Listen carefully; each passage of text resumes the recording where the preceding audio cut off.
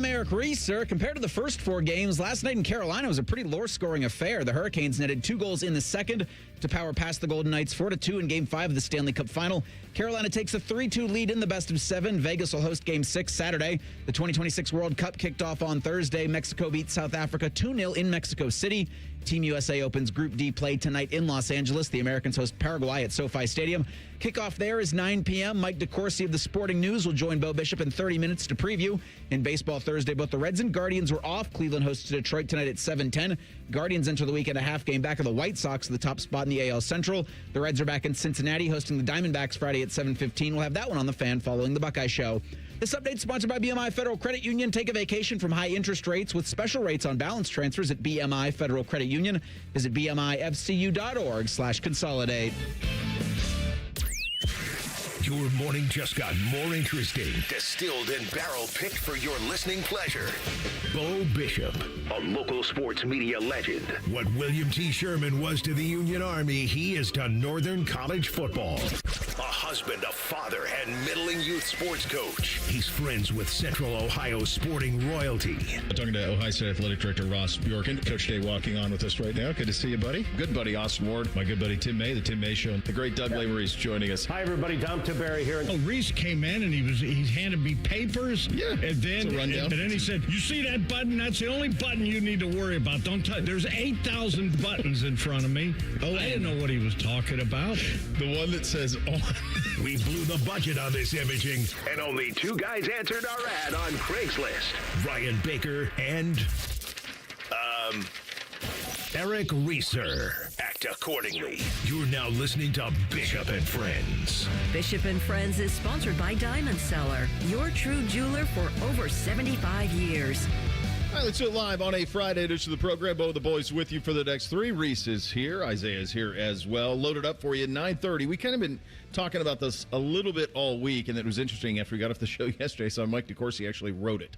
And when Mike writes something, especially something like, "Why is USA soccer not better?" I read it, and I pay attention to it, and we like to get him on, and he'll join us at 10:30. Tim May going to join at, 9:30 for Mike, 10:30 for Tim, 11:30 for Doug, and, of course, what we learned coming up at 11 o'clock. The first one I remember was Camden Yards. I was middle school, high school, I can't remember, probably middle school at that time, when Camden Yards opened. And what I remember is getting a Sports Illustrated in the mail that showed everything that Camden Yards was all about. And it looked like an absolute baseball wonderland. I'd never seen a baseball field like that. I'd never seen a baseball field where from home plate you could see a skyline and you could see out it, and all of the intimate details that they made of Camden Yards. Actually went smaller. They were bigger at the old Memorial Stadium in Baltimore, and they went smaller. And it set off a chain reaction of new retro parks, everything from the one in San Francisco. I used to know the names to all of these, but I'm not sure their sponsor. I don't think it's Pac Bell anymore. At one point it was. Certainly PNC in Pittsburgh and all of those things. And those are probably the 2 that ended up being best of it. But New Busch Stadium, there were so many of these that were all trying to copy and find this aesthetic of what made baseball special and get away from these cookie-cutter stadiums that were built in the 70s. There were so many of these multi-purpose ones. But so that was the first one. And then there were others. I remember when Manchester United renovated Old Trafford and modernized it in the early 2000s. From a football perspective, probably the one that was the real attention getter. Certainly Indy is up there, but I think the one that kind of blew everybody's mind was Jerry World when they opened that. And even in basketball, the Intuit Dome in Los Angeles where the Clippers play, that was something where they took basketball and maximize what it should be from a spectator experience. The apex of all of this is probably the Santiago Bernabeu that they redid at Real Madrid a couple of years ago, which has got a field that goes down into the floor and all these other things that happen with that in terms of the modernization. But why did all these things happen? Why did Camden Yards get built the way that it was built in 1992? Because all of those years ago, they could see that the consumer who was attending the games wanted and was starting to expect more from their experience. For 100 years, it was special just to go to a game. It still is. but it was special to just go to a game. It didn't matter about your seat. It didn't matter about the quality of your hot dog. It didn't matter that you had, 16 inches at most of seat width, 12 inches in some places. None of it mattered. It didn't matter if you were on a steel bleacher. None of that mattered. So professional sports has been doing this since the early 90s. And then as we've evolved and our needs evolve as fans, how many times have you heard me folks say on the show, the stay-at-home experience is so good? You got an 85-inch TV. I don't have to stand in line for bathrooms. I don't have to stand in line to park. I don't have to pay to park, nothing. So what are you going to do to get me there? And they said, well, we can improve the Wi-Fi. Okay, well, that's a start. That's a start. Professional sports did this starting in as far as kind of in my recollection, 92 is the first one I remember with Camden Yards, and then it's all happened through the years. Football's kind of been the last one that's needed, but look at what's happened in football stadiums in the NFL in the last few years. Think about what's happened in Minnesota. Think about that stadium. Think about SoFi. Think about what the Browns are going to do up in Cleveland and the level of luxury and quality that place is going to be. College football, this was never part of the deal. It was never part of the deal, ever. It was go to the big game on campus. Somehow it's charming to urinate in a trough. Somehow it's charming to sit on a metal bleacher passage without a seat At least in Columbus, all of that is. I think it is everywhere. You grew up in C-Deck. I mean, all of us except for Mike DeWine, who to this day still claims he was running around C-Deck. And you've never been up there, bro. But as a kid, yes, you did all of that in C-Deck in September and in August when it was 95 degrees outside. That's just part of fall. By the way, Reese, you're now officially old because you just had a back in my day. Yeah. You finally had a back in my day. That felt kind of good. I mean, did it feel good? Yeah. The nostalgia hit still works. Yeah. We expect more now. And the first time I saw what the more is was in a place I never would have expected, and it was this spring in Tallahassee when we went and visited old buddies and saw what Florida State was doing to their stadium. And I never got an official number on the total cost of it, but my hunch is it was around $500 million that was spent on luxury suites and premium spaces and areas and seat backs, and they closed half the stadium while they did all of these things. But $500 million is one thing. 1.45 is something else. And so when I saw this story yesterday in The Athletic that Florida Field, a.k.a. the Swamp, is going to be renovated at the cost of $1.45 billion, that's an attention getter. And then you start to say to yourself, I know how hard it is for the Chicago Bears to try to get a stadium done in Chicago, and those are people who are worth billions. Now, it's a private entity, but it is the city of Chicago, and it's all of those things. Who is paying for this? $1.4 billion. Who is paying for this? Is the state of Florida paying for this? State school? Are they doing it? There are other renovations that are ongoing. Penn State's renovating Beaver Stadium at the price of $700 million. And I've seen the images from Beaver Stadium and some of the things that they're doing there. Most of this renovation stuff that happens has to do with luxury and premium spaces and all of that. We all remember the house that Johnny built at Texas A&M. Kyle Field renovated at a cost of about $500 million a decade ago. There are new stadiums being built. Brian Hartline's going to benefit from one at South Florida, a smaller stadium that's being done now. Certainly the cost of all of this is through the roof. I mean, you guys have this in the prep. 10 years ago, they built Mercedes-Benz Stadium in Atlanta for $1.6 billion. This is a renovation of Florida Field that's $1.45 billion. Who's paying for it? Who's paying for all this? I did find it interesting in the reporting that the Florida athletic director, he'll present the financial plans to the board later in the fall. It's like, well, maybe have that ready when you're announcing this thing. Unless you don't have all of the money cobbled together yet. I can't imagine they do. They don't have Cody Campbell money. They don't have Landman money. They got a pretty good Netflix style booster network that they can put together, and a bunch of people can donate a few millions. It's going to take a lot of them to get to $1.45 billion. And then you have to ask yourself this question. Just a couple miles north from where we sit right now. When are they going to do something about that? And when you think about the undertaking of that, how do you thread that needle? Violence on a Friday. Off and running on a Friday. Bishop and Friends right here on The Fan. We have so many local shows, I can't fit them in a 10-second promo. So let's just say we're live and local all damn day. The Fan. I need a small order of sheet metal to repair something in the shop. It's not much, but can you help me out? At Metal Supermarkets, no order is too small. Wait, really? Yep. What about small home projects? Yep. For a car I'm working on? Yep. Any kind of metal? Yep. Cut to size? Yep. With no minimum order? Yep. How about 1,000 cut pieces of aluminum flat bar? Yep. Choose from over 8,000 types, shapes, and grades of metal in any quantity you need. And yes, we're serious. Any metal, any size, ready fast. Locally owned on Wilson Road. Common Man and Timmy. Voted America's dumbest show by Marconi voters. Common Man is a Columbus radio legend. And by legend, I mean it's a miracle he hasn't been fired yet. And Timmy is, well, Timmy will complain about anything and everything.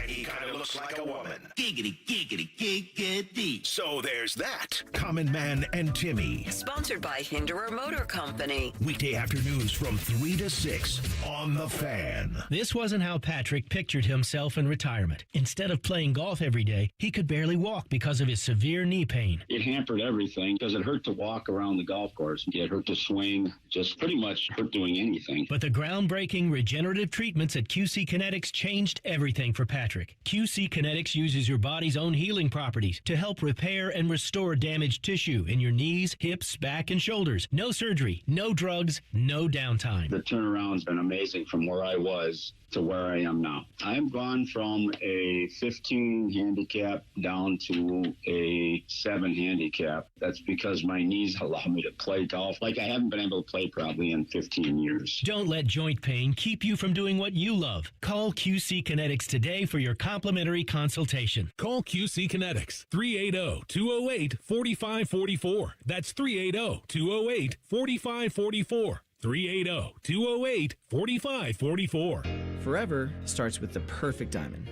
Hi, it's Alex Johnson from the Diamond Cellar, and for over 78 years, our family has helped generations of couples celebrate love with brilliance, quality, and unbeatable prices. At Diamond Cellar, bigger diamonds and better prices are our promise to you. Whether you're popping the question or upgrading your sparkle, trust the experts. Because diamonds, they're our forte.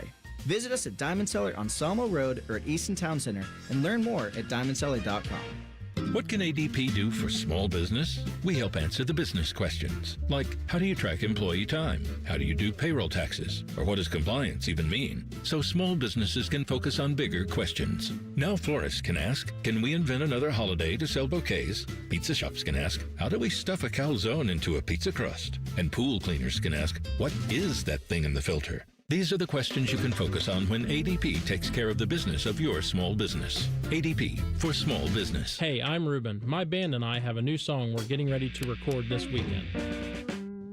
I'm also a tow truck driver. When you move over and slow down, you're not only giving me room to work, you're making sure I get to go home at the end of the day and see my bandmates.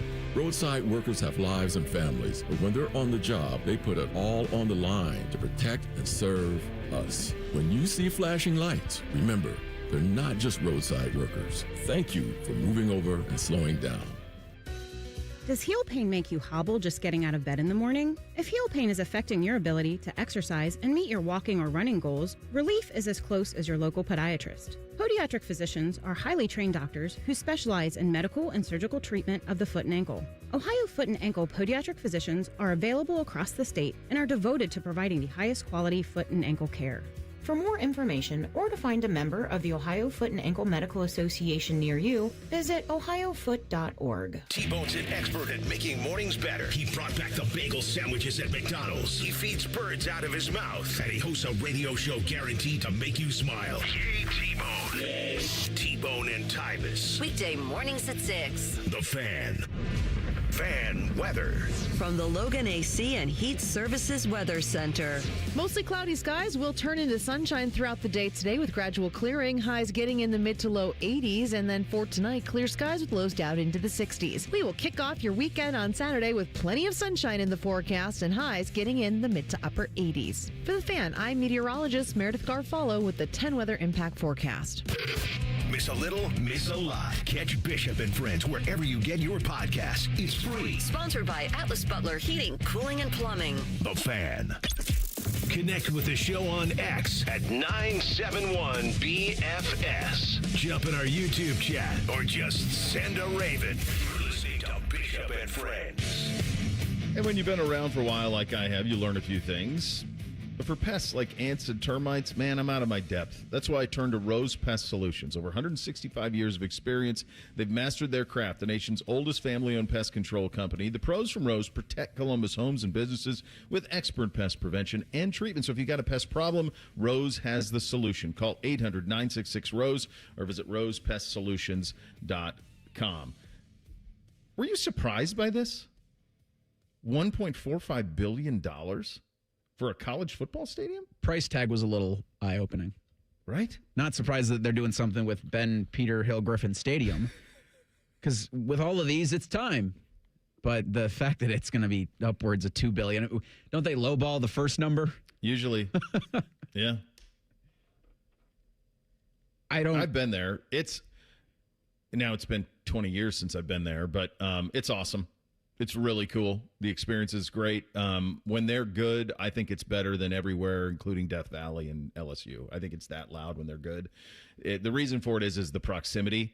It's straight up, and you can't, on the visiting side, on both sidelines, and even in the end zones, there's not 10 feet behind like the bench before you find the stands. So they're going to have to find a way to be able to keep that. And if you look at the video that they put together, it's hard for me to see exactly what they're doing, but I can tell you what I believe that they're doing. And I'm guessing that it's a response to what Florida State did, because what the Florida State thing was about, it really wasn't about the things that you were talking about, Reese, when you were saying about how much you enjoyed CDEC and all of those things that are a rite of passage. It's really not for the folks at CDEC at all. What it is and simply put, it's a, if you build it, they will come. So the price tag for like the Florida State Ultra Elite, I mean, these things look like a St. Regis is what they look. I mean, all marble, like just nuts, all leather, all marble, incredibly. And I wanted to say the walk in the door price, don't quote me on this, but it was something like $10 million donation minimum. And then however many thousands of dollars, $100,000 a year committed to being there and all of that. But it was a minimum investment of that. And as I'm doing this tour in the spring, I'm thinking to myself, if they can charge 10 at Florida State, can they charge 50 here if they did it here? And that's really what it's about. It's about an investment in the stadium in the hopes that you can get it back in the way of booster give and booster purchasing in a My Suite's Bigger Than Yours contest. I mean, they let these guys, and for $10 million you ought to, or whatever the number was, they can pick out all of the things that they want in there. If they want the seats in a certain way, they could do it that way. They could pick the marble. These weren't all uniform. They were basically building little houses inside the stadium. And I'm sure people at Florida saw what was going on in Tallahassee and said, well, we need to have better than that. And so this is the cost at having better than that. And I'm guessing it's mostly about that. I'm guessing it's mostly about luxury suites, super luxe, high-end places to view the games and to go to the stadium and entertain your friends and be a big shot. I think that's probably what it's about. Now, the other side of this is, do you lose what made it so great? Do you lose that? And there's probably some nostalgia for some of you out there saying, well, that's not what this is supposed to be about. College football's never been about that. Well, that's what it's about now. That's what it's about now. The price tag floored me. And I was thinking about it from the perspective here. Ross Bjork's honey-do list is like the Santa Claus scroll. It just keeps going. You add things daily. It just keeps going, Reese. And then with the news yesterday, I can't imagine how that doesn't add just a little bit of pressure. I mean, Northwestern's probably the next one to open up a modern college football stadium. Yep. Michigan's going to have the same conversations. Does Michigan State have similar conversations about Spartan Stadium? But the Horseshoe's something. And I know, I do think because there's a lot to work around in just blowing up the Horseshoe, maybe that's not the best path forward. I understand. But the little things they're doing, I think, is to throw stuff at the wall and see what sticks with regards to upgrades plus bringing in more money from boosters and donors with deep pockets. Because in all of these things, the fans get pushed out. In none of the stuff that I read, either from ESPN or The Athletic, or anything about what they're going to do for the students at Florida. Or at Northwestern, the students at Northwestern. It's like, and again, I'm going to be romantic here about college football, but that's what brought me in, was the passion from that group. When you became a student, or when you had friends that were at Ohio State, or even now, you look to the student sections of some of those places like Ben Hill Griffin Stadium, or like the Shoe. It's what's being done for the students there. And I know they're getting kind of run over with all of this, but the ask does have to be of those who can provide more money. And for Florida, they're saying it's going to add $65 million annually to what they already make in football revenue. And when you see the balance sheets, or when you see what's being asked of these universities and athletic departments, like, this is what's needed to stay afloat. And you look at the Horseshoe, and I feel like the question for the Horseshoe at this point, it's not like if it needs renovations, it's how long are you willing to wait, because it's going to get more expensive. Like, you look at this now, $1.5 billion for Florida. Yeah. I mean, we already looked at the Superdome, but that was $1.7 million 10 years ago. So the longer you wait, the more you're going to end up spending. And then also to the point of the Horseshoe, it's iconic. The nostalgia is incredible. But at the same time, Ohio State's operating right now from a position of strength. But at what point does preserving the tradition start hurting the Buckeyes? Because I know that all of us love going to games, but I love Ohio State winning more than anybody else, more than anything else. And I know every Buckeye fan would agree. They wouldn't care where Ohio State played as long as they won. If Ohio State played in the Horseshoe and we're going 500 every single year, you'd be asking a bunch of different questions. So what you just said at the end there is why this is so difficult now, and never more difficult than it is right now. And quite honestly, Gene probably should have got ahead of this a decade ago. Truly. Because a decade ago, you weren't having to fund NIL. A decade ago, the price would have been a third of what it is now. It was needed then. It's been needed for 15 years. Massive improvements have been needed. Now, they've done some things, the NetJets deck, and they've done some things that are done out there. But yeah, this probably should have been done a while ago. And Isaiah, what you just said there, that's the key to this whole thing. The same folks who are donating to a $1.4 billion renovation in Florida are the same folks who are being asked to fund an NIL. In fact, if you go on the Gators social media where they dropped this yesterday, if you go read the comments, a lot of them are, well, that's great, but can we get another $20 million for NIL? A lot of them are that. So how do you thread that needle if you are Ross Bjork? And where does all of that money come from? Now, the one thing that Ohio State has that Florida doesn't is Ohio State has incredible opportunity from a corporate perspective. They don't share this town with anybody. They own it. And they're for sale, but they've never been for sale as much as they could be. What are the naming rights to Ohio Stadium worth? Over 10 years, is that a $500 million nut? Might be. I have no idea what it's worth. It's never been named. Does that include you name the names on the stadium and then the jersey patch? Because I do think Ohio State has done a good job of leaning into that. I think the defense contractor has signage all over the stadium, and it's also like this is a PSA. Buckeye Country Superfest is this weekend. Yeah, it's why you have events there every weekend. But yeah, to have a corporate sponsor to name the place, you'd have to figure out how to do the wording, because that would anger it. That would anger everybody. But does the field get a name? Does the field get a sponsor? I think Safe Life Graphics are on there right now, but it's all of those things. I do wonder, is there a date that Ross and company say we cannot go past this date with the stadium in the condition it's in now? And it's funny because these are the Band-Aids that none of the fans are going to enjoy. Like, nobody's going to enjoy the Horseshoe being named, right? But you're going to rip the Band-Aid off, and then everyone's going to be okay with it because Ohio State's going to win 11 games, and they're going to get more NIL money. Certainly will help, yeah. And those are the wins on the field. If Ohio State's not winning, that makes this harder. Right now, Ohio State's winning. Start ripping Band-Aids. Yeah, and I agree with your point. Before it's too late, before it becomes too much of a mountain to overcome. Like, when does that happen? I know it. You guys know the scene in Superbad when Brennan paints the head flesh wound on Dale and he's walking down the street. Dale walking down the street with a butterfly Band-Aid is what a lot of the stuff that's going on at the shoe is right now. That's what a lot of it is right now. It's a butterfly Band-Aid in a gaping head wound that needs massive renovation. And I don't envy Ross. He gets compensated well. He's a really smart dude. We love having him on. But at the same time, like these are brutally tough choices that have to be made. And I've asked him about this point blank. Like, how do you thread the needle of maximizing what you can make in a time when you have to, while also making sure that Ohio State remains the team for this state and the representative of this state? That's his job. That's his job. It's really complicated, and I think it got more complicated and more eye-opening for me, at least, when I saw these Florida numbers of $500 million to renovate Ben Hill Griffin. Because if it's $1.5 billion for that place, you're looking at $2 billion for this one, and that money's going to have to come from somewhere.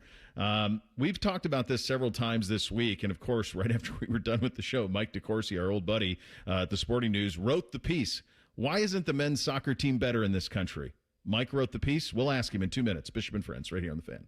Common Man and Timmy here for Hollywood Casino Columbus. Oh, Common Man, we got lots of exciting things this month. That's right, like the grand opening of the new hotel so you can stay and play. Plus, we got lots of great entertainment lined up now through October. We got the Hollywood Tribute Band concert series, from the timeless magic of the Beatles to the fire and swagger of Johnny Cash. And don't forget about the $250,000 Sweet Spins drawings on Saturdays through June. You can win $250K cash or a 2-night package at the new hotel. Gambling problem? Call 1-800-GAMBLER. At Babs R Us, we believe home improvement is life improvement. As the Midwest's fastest growing 5-star bathroom remodeler, we're more than just transformations. We're a community driven by a mission to bring your dreams to life. Our installation team, part of the Babs R Us community, isn't just skilled. They're dedicated to respecting your home. Each day, they bring craftsmanship and hustle, turning your dream space, no matter the size, into reality. Together, we embrace a culture that values diversity, collaboration, and giving back. From supporting local projects to fostering a workplace where every voice is valued. Babs R Us is more than a company. It's a community of experts. We're also expanding locations to create more possibilities for homeowners across the Midwest. Wherever you are, you'll find us ready to turn your dreams into something you can see,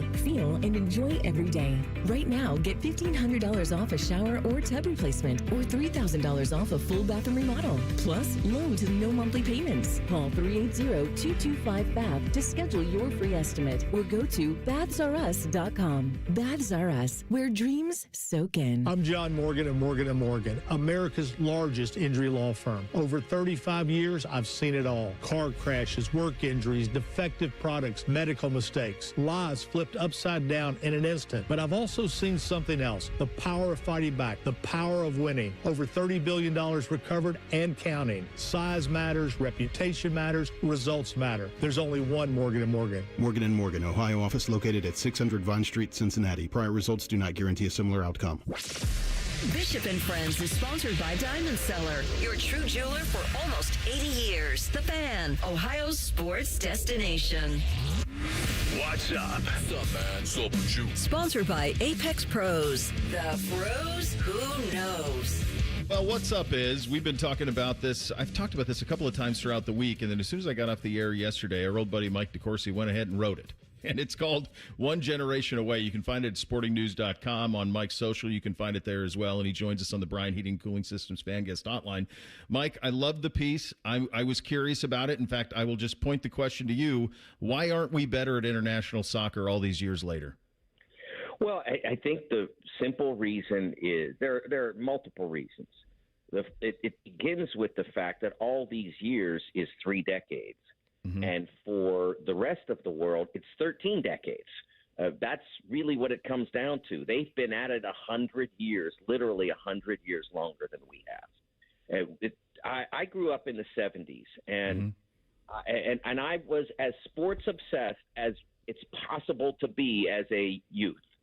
I mean, I don't think it's literally possible to be more. I knew from the moment I was in 3rd or 4th grade that I wanted to be a sports journalist for my profession. And so I knew all the stuff. And I barely knew that soccer was a sport in that environment, because it just didn't exist on our shores.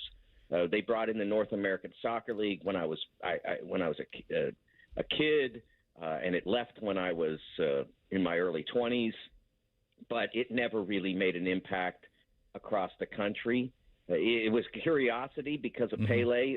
Everybody knew who Pele was, and he was in New York. And so in New York, it was a big deal for a couple of years, but it really didn't exist. And I get challenged on that sometimes by younger people, like they can't believe it. Well, I grew up. No, you don't understand. I mean, you're younger, you don't understand it. And they point to Pele and say, well, that happened, but that was one market for one very short period of time, and that league went out of business, I think, 5-6 years after Pele left. So this was a complete soccer desert for decades. And so now we try to introduce the sport, and it's worked. I mean, it's better to be a soccer fan in America than almost anywhere in the world because you can watch pretty much every league and every tournament and every competition that you'd like on television. It costs a little bit of money because a lot of it's gone to streaming, but you can watch it all. And that's not true in England. That's not true in a lot of Europe. But in the United States, you can watch it all. And you have Major League Soccer with my favorite team. I'll confess that when I was living in Cincinnati, Columbus was the closest team. So the Crew became my team. And I've not been to a Crew game at the new stadium, but I went to old Crew Stadium on an average of once a year during the 15 years that they were in existence that I lived in Cincinnati. Well, I'll tell you what, I'll host you because it's a scene, man. It's awesome. I would say, so I'm a product of the 90s, but certainly aware of the NASL and aware of the fact that, I mean, just wrapping your head around the idea that Pele and Beckenbauer played for the Cosmos or Cruyff was running around in Tampa. I mean, it's just hard to wrap your head around that all of those things happened in the 70s. But I'm a kid of the 90s, and I remember the 94 World Cup really well, Mike. And I remember thinking that was the first time I ever saw soccer on television. That's the first time I ever saw, like, soccer on TV was 94 in the World Cup. And I remember a lot of the dialogue around it. And I remember the thought of the next time that we will host a World Cup, we will be a contender for the World Cup, that we'll be one of the programs that can win it. And you're right on everything you said, spot on in terms of it is so awesome to be a sports fan. I have 3 boys. They devour the FIFA video game, Mike. They watch the European games. They are aware of the best players. I got it. My 12-year-old could name the entire Bayern Munich starting lineup. I've seen the growth of MLS. I mean, I've seen it in our own market with where the Crew's standing now versus when you were going to the games at Crew Stadium and just the stadium and the quality and all of it. But the miss at the international level it's a pretty stunning thing for me, Mike, because I keep coming back to development and is it cool to be an elite soccer player in this country the way that maybe it needs to be? Can it be as simple as that? Well, I think that's part of it. And I mean, I think cool comes somewhat from the money, right? And like if you're a young player and you say, I want to be a professional soccer player, the realization is that I can make a nice living in Major League Soccer. But if I want to make a huge living, I can't live in my own country. I have to go to Europe. And that's not just true of America. It's also true of Brazil and Argentina and other places like that. You pretty much have to go to Europe to make the big money. But the element of it that's often overlooked and I think too casually dismissed by people who are soccer supporters. And one I was really heartened when I did the research for this article and talked to people like Landon Donovan and Stuart Holden, who were elite soccer players. The competition for young athletes here is different than anywhere else in the world. Yanis McCulloch from ESPN, who was a U.S. men's national team player who came from Poland, became naturalized, and then joined the U.S. MNT in the early 90s. He basically said, and I think this is too easily overlooked, like here you might say, I want to play football, or I might want to play basketball or baseball. And in just about every world power in soccer, there's no choice. I mean, you play soccer, and then if you don't succeed at that, then maybe you try something else, or maybe you like someone like Hakeem Olajuwon. You grow out physically of soccer where it just doesn't work as well for you, but you grow into becoming one of the greatest basketball players who ever walked the planet. Those are the differences here that don't exist elsewhere. And I think also there's the idea that Leander Charlekins wrote a really wonderful book. He used to work for Fox and ESPN and Yahoo and some others as a soccer writer, and he wrote a wonderful book called The Long Game. And he pointed out that we're getting a lot better now. The Crew has a development academy and should have produced a World Cup player. I was disappointed he didn't make the U.S. national team. Aiden Morris. But there are a lot of those. There are now 30 of those MLS academies. But most of them are for team types like 12, 13, 14, 15, et cetera. Whereas if you live in Liverpool and you're a decent athlete, Liverpool is going to FC is going to want you in their academy when you're 8 or 9 and teach you at that level. And whereas here the 8 or 9 gets coached by mom or dad. And that's maybe unless mom or dad is I quoted Todd Yeagley from Indiana University, who's won a national championship and been to multiple college cups at IU. His dad was IU's previous coach and was a national champion as well. So that helps, but it's not the same as it is to say be coached by the Liverpool experts who understand how to turn 8 years old athletes into Trent Alexander-Arnold or Steven Gerrard. And then beyond that, there's the travel soccer culture, which is so expensive and prices out some young athletes. So it's just different here. And I think until we continue to grow that academy system, as I mentioned, Leander, he pointed out there are 12 professional teams in the city of Madrid. Dallas is the same size city population-wise as Madrid. Dallas has FC Dallas, and Madrid has. So you're 12 times more likely if you're a young athlete to get into a professional academy at a younger age in Madrid than you are in Dallas. Landon Donovan gives an incredible quote. I really encourage people to read it. This is a really curious topic for me, and I encourage you to read it at sportingnews.com, Mike's piece. Landon gives a great anecdote about his time at Leverkusen, about how there was a guy who coaches in the academy who never aspired to do anything other than teach the academy. That was his job, was to teach the young kids up. And in youth sports, and you and I could do an hour on this because I got kids who do this, it's all about winning, and it's about trying to get on elite teams to win at that moment and not necessarily skill set. So there's a lot of factors. We could do a lot of time on it. I do want to ask you about this year's tournament. What is success for Team USA, who opens tonight at 9 o'clock? How do you define success for Team USA 30 years after 94?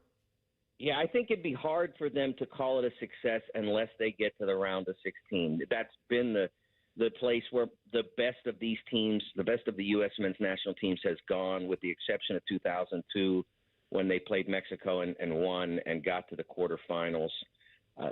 So without getting that, and that's harder this year because you have to win a round of 32 game. That was never the case before. You just had to, if you got out of the group, if you either were first or second over the last several years, or first, second, or third back in the 94 World Cup, you had a chance to advance then.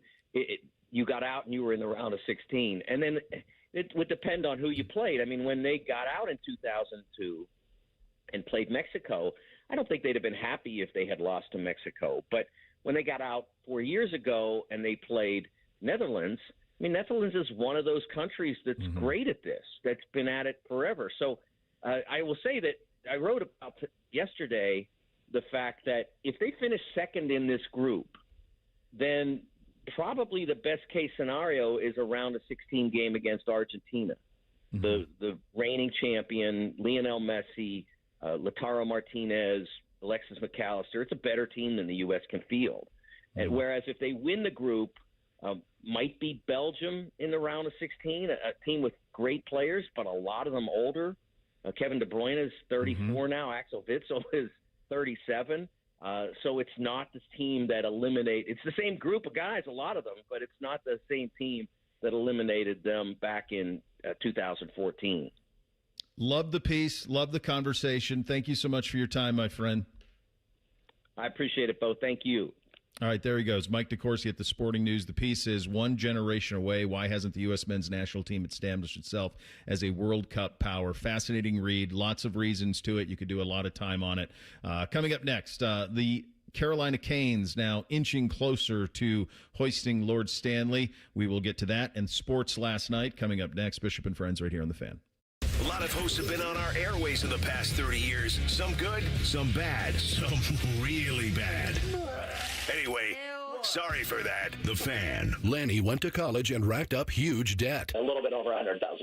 For a degree he couldn't use, now what? I had a friend that went to my computer career. They even helped him get hired immediately after graduation. One of the things I love about IT is that you can work from anywhere you want. You could become an IT pro in just months, including cybersecurity and the basics of AI with zero experience at mycomputercareer.edu. My Computer Career, an elite CompTIA certification partner. It worked for me, and I know it can work for you. This is one student's experience. Individual results vary. The lot is full and the deals are on. Let's get it started!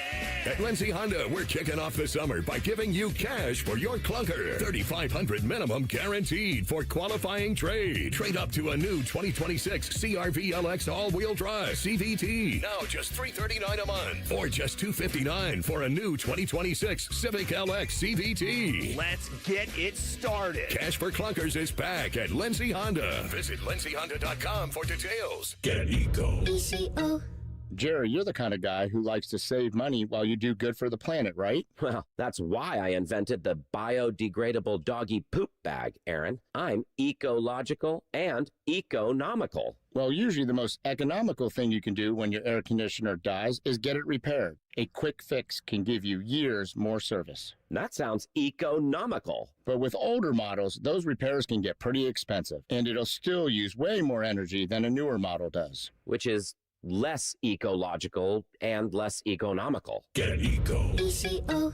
You see where I'm going with this, Jerry? I sure do. As hard as it is to toss out your old AC and replace the whole thing, it could actually be cheaper in the long run. Get eco. ECO.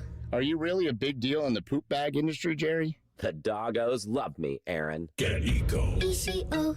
Eco plumbers, electricians, and HVAC technicians. GetEco.com. My husband's an animal in bed. Well, you know. Not in the fun way. Think warthog. With a chainsaw. Snoring and sleep apnea affect over 90 million people, and 1 out of 4 couples sleep in separate rooms. Advent can help. We've been your one-stop solution for nasal congestion, snoring, and sleep apnea for over 20 years. Unlike many other practices, we focus exclusively on these conditions, so you get comprehensive care under one roof. Advent's unique approach can help you breathe and sleep better, and many avoid a CPAP. Plus, most insurance is accepted for our effective 20-minute in-office treatments. Hey, the only animal you want in your bed is your dog.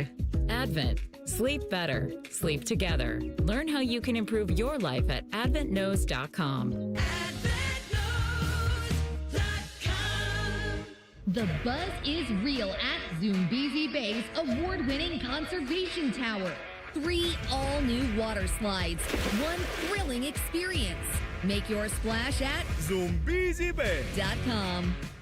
I have a buddy who's going to be popping the question soon. He's planning everything out. He asked me, can you help me out with the ring? I said, of course I can. I've got a guy, Bob Capace from Worthington Jewelers. Now you talk, Bob. Hi, I'm Bob Capace. I'm your guy. Go in, see my friends at Worthington Jewelers, tell them I sent you, and you'll get the true VIP experience. I'll treat them better than I treat you. That's not hard. Worthington Jewelers on High Street in Worthington, worthingtonjewelers.com, where Columbus gets engaged. And tell them Common Man sent you. Take strokes off your game by taking pounds off your frame with Awaken 180. Increase flexibility, strength, and endurance.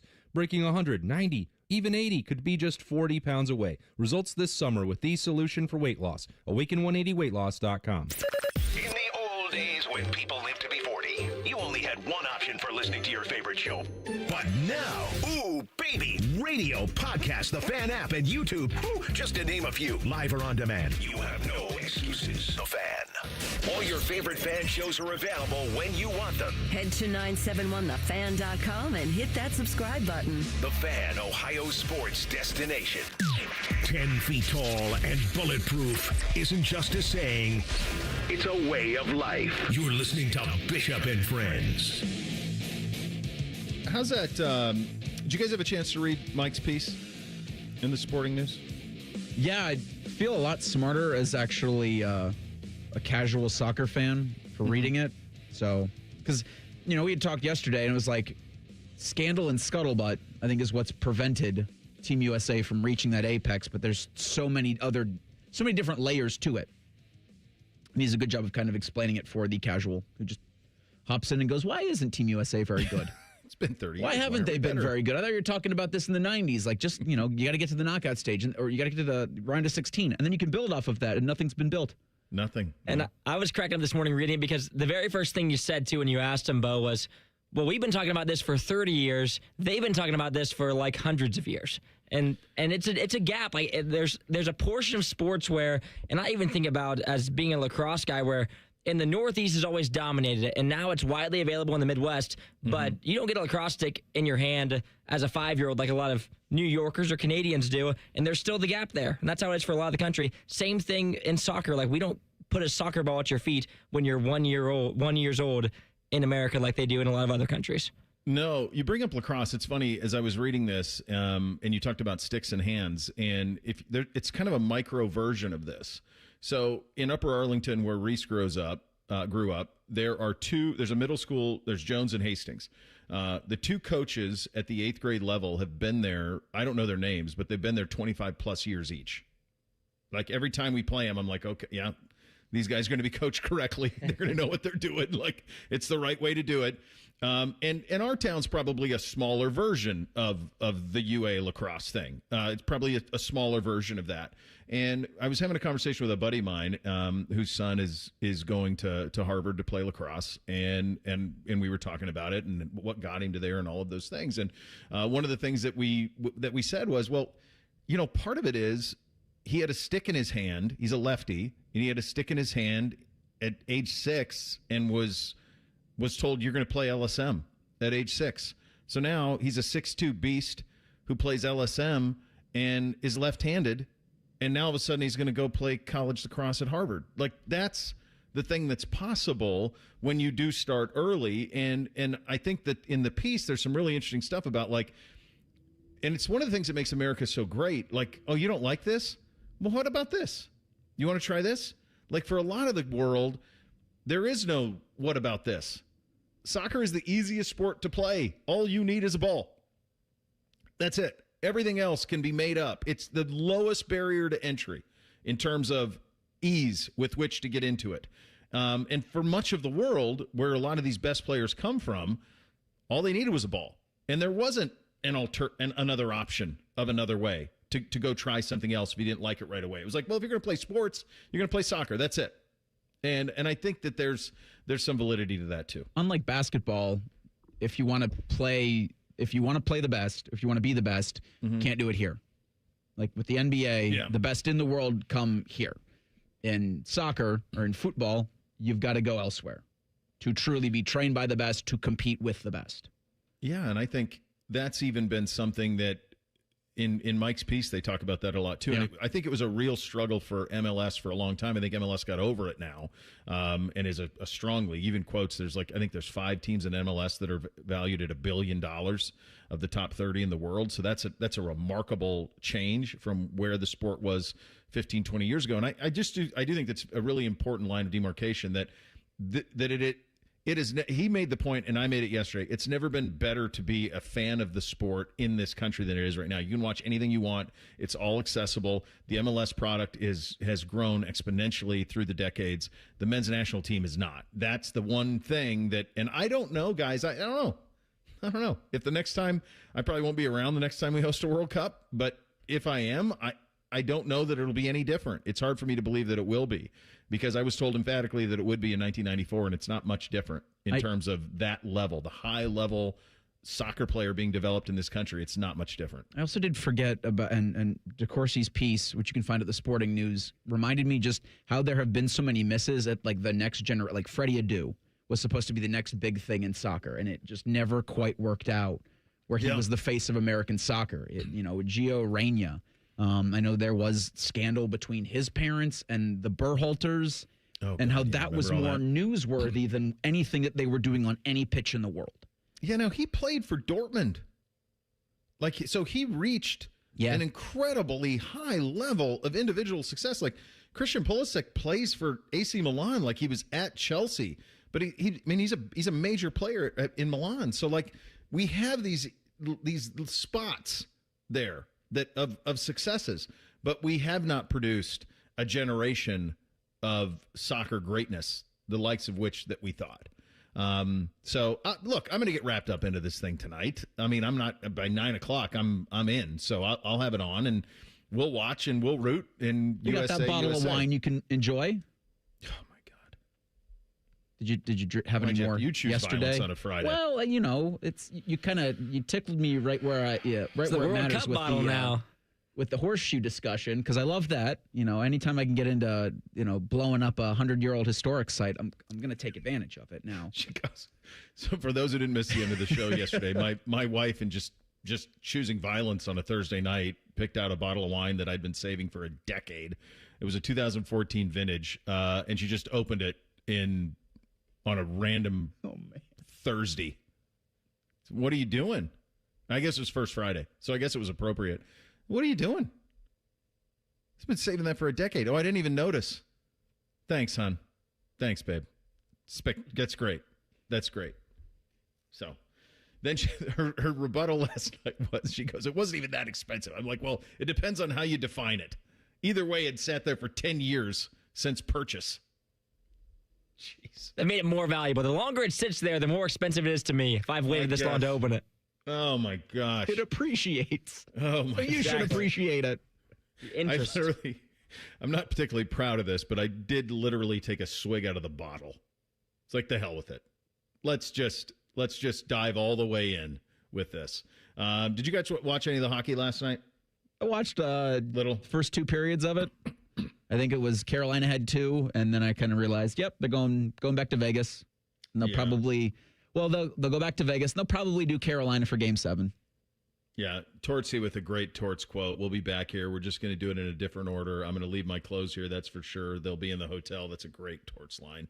I flipped it over and saw it at 3-1, and I thought, well, we're probably safe at that point. So we're a couple of wins away. We're 1 win away for Carolina, 2 for Vegas. We'll see if we get one of the greatest things in sport, which is a Stanley Cup Game 7. Coming up next, just a surreal week, and Texas Tech is just trying to make chicken salad. We'll make the best of it coming up next. Bishop and Friends, right here on The Fan.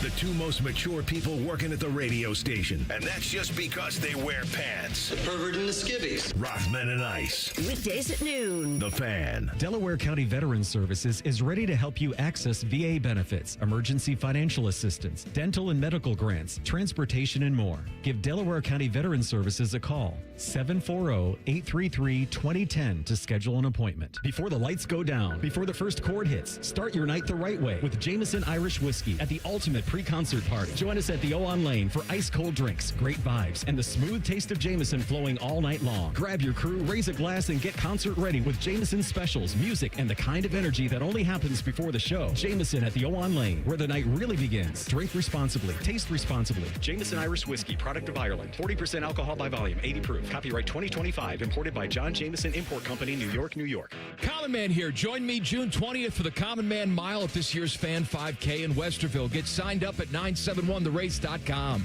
The 97.1 The Fan 5K is presented by Ohio State Wexner Medical Center, and the Common Man Mile is sponsored by Rose Pest Solutions. Rose Pest Solutions has been protecting Columbus homes and businesses for over 165 years. Got a pest problem? Rose is the solution. Call 800-966-ROSE or visit rosepestsolutions.com. Welcome back to That Lux Life. It's your boy, Will Winmore. Today's guest, the Millionaire Ball from the new Ohio Lottery Daily Draw game, Millionaire for Life. Hey-o! So if a player matches 5 numbers and the Millionaire Ball number, they win $1 million a year for life. Hey-o! Or $100,000 a year for life if they match just 5. Hey-o!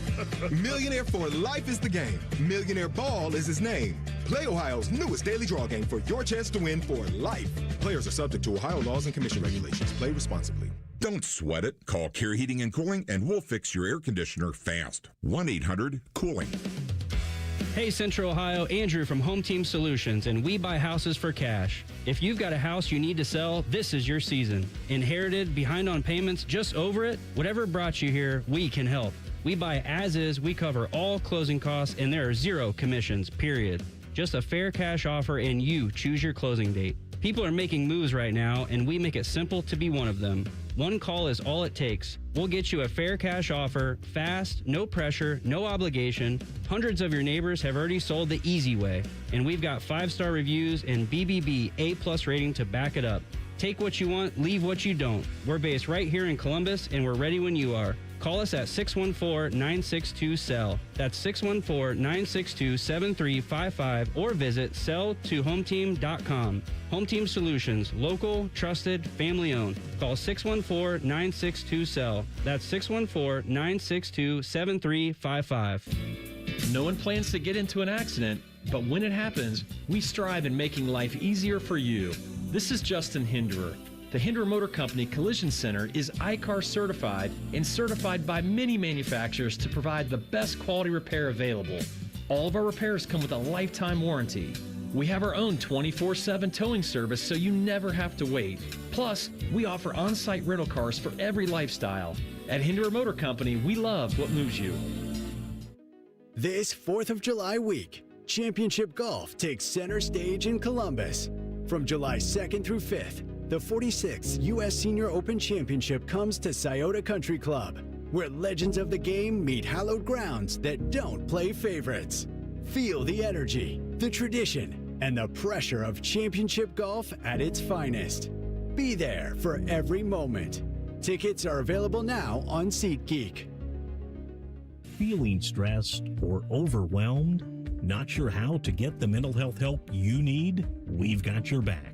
Call the Mental Health Insurance Assistance Office at 855-438-6442. We'll help you figure out what mental health benefits may be in your health plan.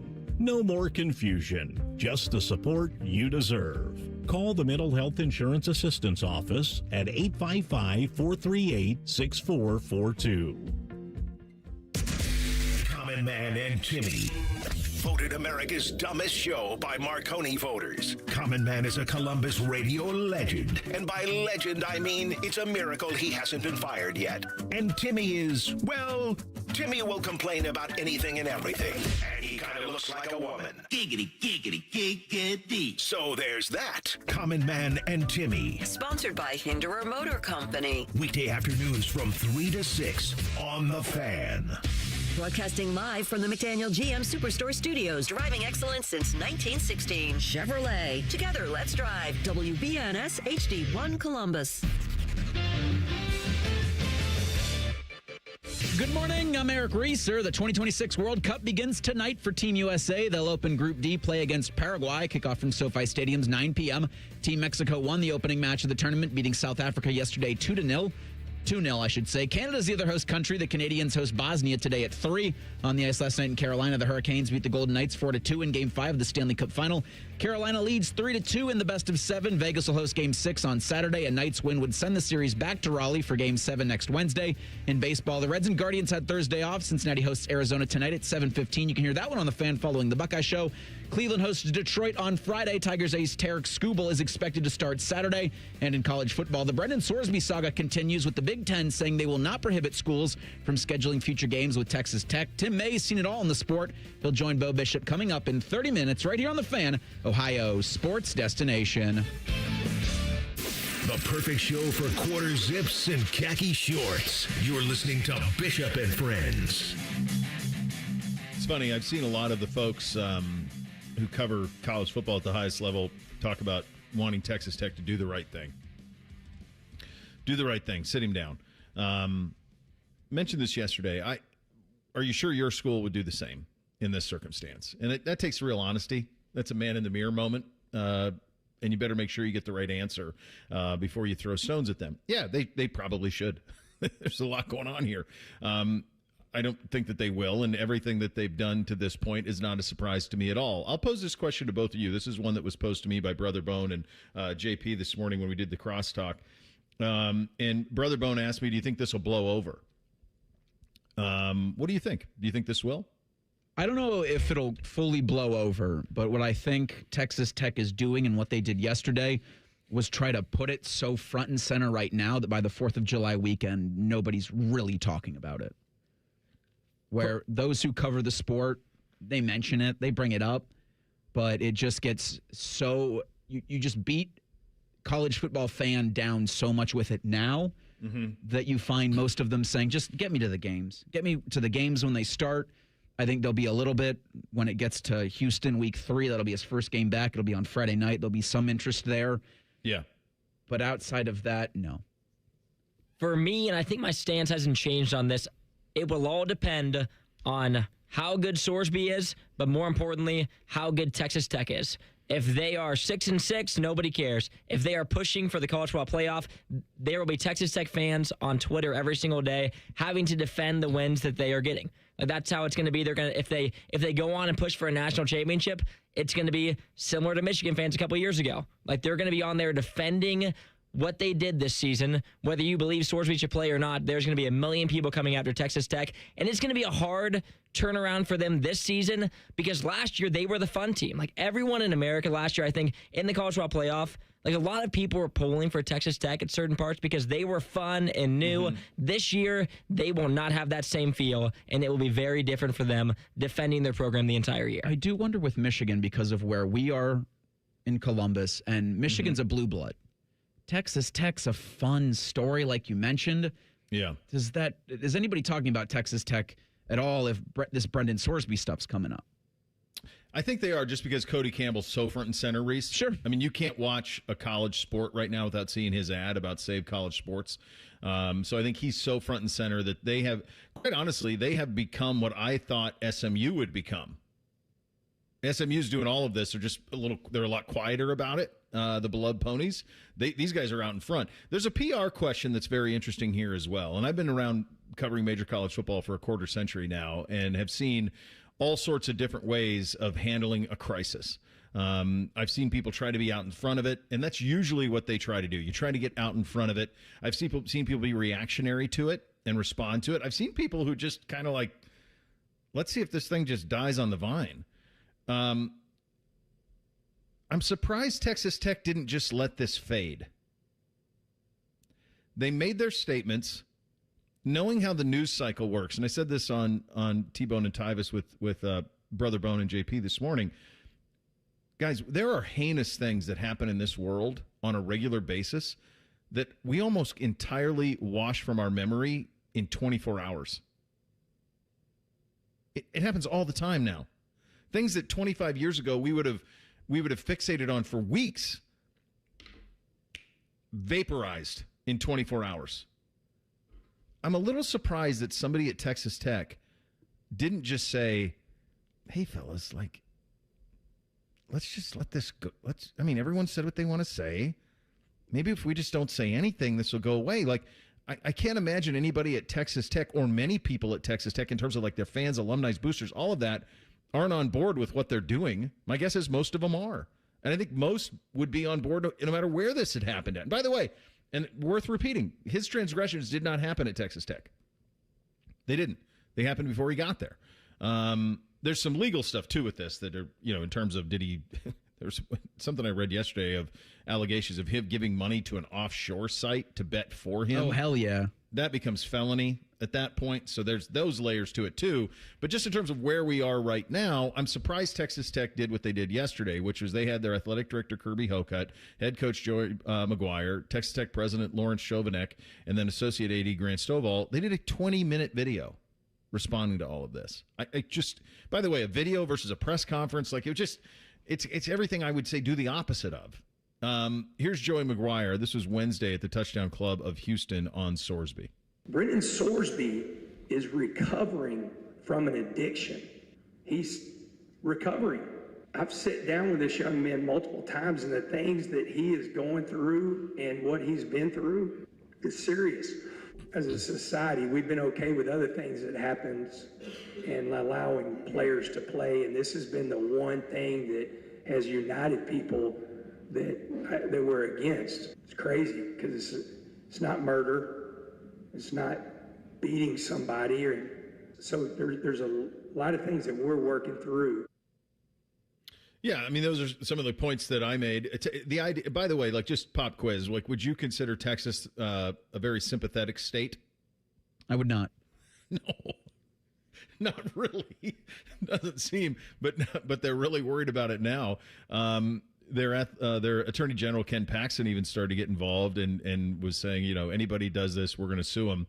The president of Texas Tech, President Chovanec, had this to say on the NCAA gambling rules. We did ask the NCAA to consider modifying or changing their policies when we wrote that letter welcoming him back. But I think we have to recognize that the rules in place now were made long before there were millions of young people walking around with illegal gambling apparatus in their pocket. And that our consideration today needs to take into account the fact of medically diagnosed conditions and the circumstances in which they live. And so I'm very proud to be sitting here with these colleagues supporting Brendan, but that support goes way beyond this room. Here's one more on the idea of mistakes having consequences. Now, Brendan made a mistake. We acknowledge that.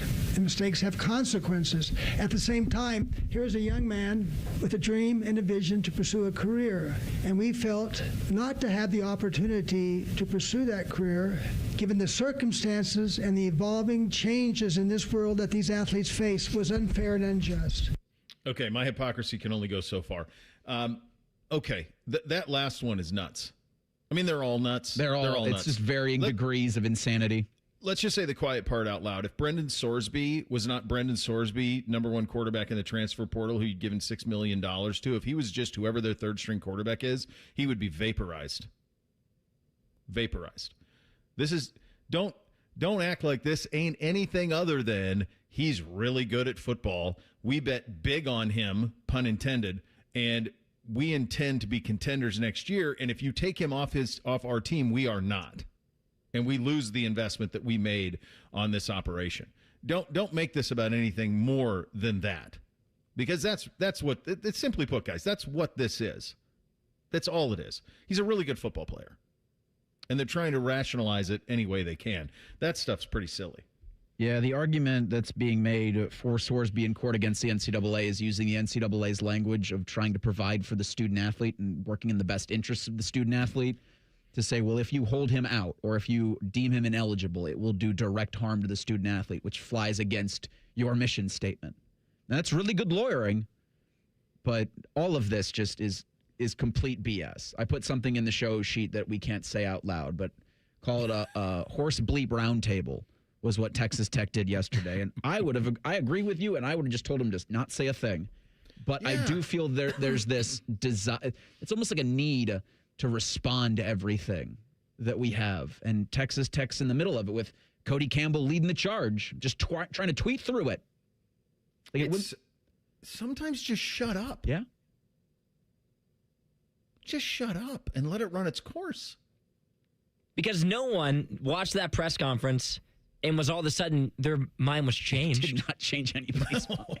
And it was almost worse that it felt as if it wasn't like they were spitting in our face with like, this is the reasoning, but it kind of did a little bit to where it's like, nobody really believes what you're saying. Like, I understand that you're trying to justify this, but every way you're justifying it is completely against everything that everyone's arguing. So I don't see, like you said, Bo, the need to go out and make this public statement that no one is buying. They've unified everybody, though, so that's impressive. Outside of that room, too.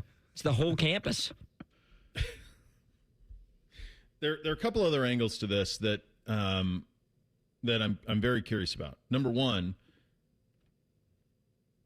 if he does play, and right now it looks like he's going to, I still think there's a way out. And I think it'll have to be him who makes that decision to have a way out. But if he does play and he throws 3 picks in a game and they lose where they're big favorites, don't you question all of it? And then there's one other part of this that is interesting to me, and that is college football players at this level, much more, should be expected. And we'll get that coming up next. Bishop and Friends, right here on The Fan.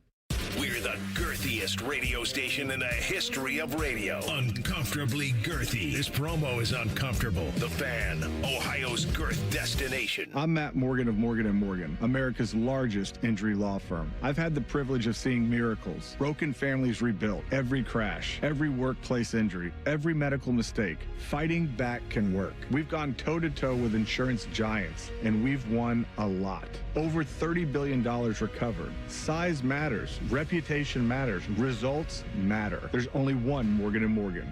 Morgan & Morgan, Ohio office located at 600 Vine Street, Cincinnati. Prior results do not guarantee a similar outcome. Dip it, dunk it, smother it. It's queso gone wild at Hothead Burritos. Try our new loaded potatoes covered in queso and topped off with hardwood smoked bacon, burritos, bowls, nachos, and more. Hothead Burritos. Get up and get you some queso.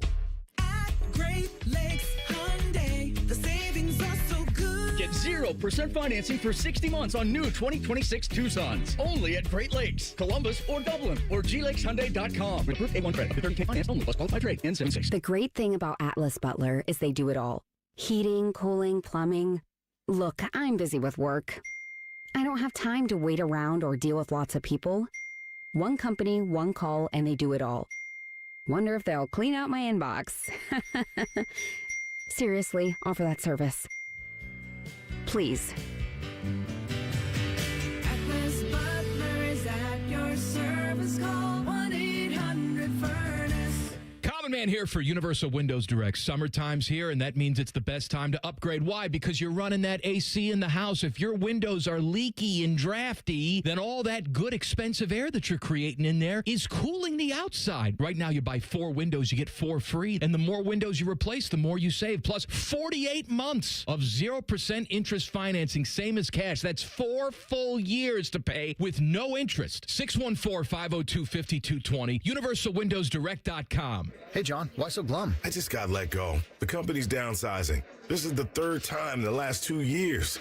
I'm done with this. Have you thought about My Computer Career? I've heard they can train you for a career in IT in just a few months, including cybersecurity and the basics of AI. And you don't need prior training or experience. Now that's a recession-resistant career. Wow, thanks. I'll check them out. Go to mycomputercareer.edu and take the free career evaluation. Mycomputercareer.edu, an Elite CompTIA certification partner. Financial aid is available to those who qualify, including VA benefits. Common Man here. Join me June 20th for the Common Man Mile at this year's Fan 5K in Westerville. Get signed up at 971therace.com. The 97.1 The Fan 5K is presented by Ohio State Wexner Medical Center, and the Common Man Mile is sponsored by Rose Pest Solutions. Rose Pest Solutions has been protecting Columbus homes and businesses for over 165 years. Got a pest problem? Rose is the solution. Call 800-966-ROSE or visit rosepestsolutions.com. Hello, it's John Kozik, founder and president of TurboTrack Realty, and I buy real estate as is, fast for cash. Call today for an all-cash offer on any of your properties, and we can close within days at 614-470-2000, 614-470-2000. Do you own a property that's outdated and needs thousands of dollars in repairs? Great, I'll buy it. 614-470-2000, 614-470-2000. Would it be convenient for you if you could simply take what you want and leave the rest behind? Great, I'll buy it. I buy vacant properties, inherited homes, divorce situations, death in the family, foreclosures, commercial properties. I even buy my tenants won't pay me the rent houses. Call today and speak with me, John Kozik, for an all-cash offer and the help you need. At 614-470-2000, 614-470-2000, TurboTrackRealty.com. Think you know Buckeye football? These two say, hold my beer. The Beat with Austin and Berm. Sponsored by The Waterworks. Daily on the Fan's YouTube and wherever you get your podcasts. Your home of the Buckeyes, The Fan. Fan weather. From the Logan AC and Heat Services Weather Center. Mostly cloudy skies will turn into sunshine throughout the day today with gradual clearing. Highs getting in the mid to low 80s. And then for tonight, clear skies with lows down into the 60s. We will kick off your weekend on Saturday with plenty of sunshine in the forecast and highs getting in the mid to upper 80s. For The Fan, I'm meteorologist Meredith Garfalo with the 10 Weather Impact Forecast. Miss a little, miss a lot. Catch Bishop and Friends wherever you get your podcasts. It's free. Sponsored by Atlas Butler Heating, Cooling, and Plumbing. The Fan. The best facial hair on the air. This is Bishop and Friends. I didn't go to a school like Ohio State or Texas Tech or someplace like that had, big man on campus. Not to this level, but there were big men on campus. And the reality is that even where I went, the kids who were athletes were treated differently. Their experience was enhanced for the rest of it. Now, there was the pushback, and that they had practice while, we were having a good time on a first Friday. They were at practice or they had games and they had that. But the exchange was that they had an elevated, I think in most people's estimation, an elevated experience. That was 30 years ago. So think about what it is now, and think about the things that a college athlete at a college football player at a place like Texas Tech, a place like Ohio State, think about their quality of life and what they are. You talk about academies with youth soccer. This is academy. This is that times a billion is what it is when it comes to nutrition and preparing you and all of those things. We talk all the time about Ohio State being NFLU and how they prepare you for life and professional football in all phases. And that's everything from when they used to do the Real Life Wednesdays and all of the things that they do to prepare you for life after football at Ohio State. And then you add on to it, now we're talking about compensation. Brendan Sorsby was paid $900,000 to quarterback Cincinnati last year. How many of you out there driving around make $900,000 a year? How many people listening on a podcast make $900,000 a year? When you make that kind of money, whatever kind of money you make, whatever your income is, there are responsibilities that come with that income. Did Brendan Sorsby know that what he was doing was wrong? Of course. Of course he knew it was wrong. Do you know it was illegal? Yeah, because if you look at the proof, he actually went through various avenues in order to accomplish this. Wasn't just a one-time mistake. No way. It's $90,000. It's betting on everything. It's going outside the United States to circumvent rules to bet. I mean, it happened over and over and over again. I'm sympathetic to the addiction part of it. He clearly has an addiction. And quite honestly, guys, that might be the biggest problem the NFL has with him. NFL teams. Not what he did, but the addictive nature. That's something that would be a massive red flag for NFL teams. I laugh at the notion that in order for him to be a professional football player and to apply his craft, he has to do so at Texas Tech. That's utter nonsense. There's enough good tape on the kid. I've talked to enough people in the National Football League who cover it, who scout it, who know it. He is going to be a second-round supplemental draft pick. So the notion that there's no path forward for him to be a professional football player is utter nonsense.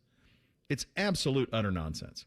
And so he does the card that they're playing, I think, doesn't land for a great many of us because of what I just outlined. I don't have any sympathy. I have sympathy for him, the person, being painted as the villain of all of college football and all of it. I have no sympathy for consequences for actions that you knew were wrong. None. He's not 15. And that's the thing, like my sympathy wanes there because I wonder who's advising him from a personal standpoint. What are his parents saying? What are his friends saying about this? Because I almost wonder where they are in his life and how they could easily just say, let's step away from this. Because this is something that doesn't just stay with him this season. It might. I guess it might, and maybe that's what Texas Tech's banking on, whereas they can win themselves out of this situation, and it can maybe go away if they're able to, even if they make a college football playoff run, who knows what this does. But for Sorsby, the person, I mean, this is kind of your stain on your college football legacy. I don't know where's that in all of this? Well, I think I'm glad you put college football legacy because I think once you get to the NFL, you're washed of it. You're cleansed. Yeah. I mean, we have two iconic athletes in the last 25 years. I mean, Ray Lewis did he ever get charged with murder or conspiracy? I mean, it was that. And Kobe Bryant was on trial for sexual assault. And nobody really talks about either of those things. So, we flush stuff far more severe than this all the time. We we get over these things pretty quickly. So, yeah, I think it'll always be like a footnote on his college experience, but I think when he goes to the NFL, it's a clean slate a little bit. And you asked it in the last segment, Bo, but I think that, how many other programs would be in the exact same spot as Texas Tech if they had Brendan Sorsby? Like, if they had spent the money, how many other programs are going through the exact same hoops that they are right now? And I think that's an uncomfortable question for a lot of college football, because for a majority, I would say a majority of the programs, they're probably doing similar things to what Texas Tech is right now. And the reason for that is what? The NCAA creating this. Like, for years, they handed out inconsistent punishments, approved some waivers, denied others, and so they lost complete authority. So when they finally put their foot in the sand and said, hey, he's not playing, Texas Tech didn't accept that. Sorsby didn't accept that. And so the hard part for it is this is now, if Sorsby plays, this is just the blueprint. Next door quarterback won't serve a suspension. He's going to get a lawyer. Like, and at that point, eligibility is not going to be determined by the NCAA. It'll be determined every single time in a courthouse.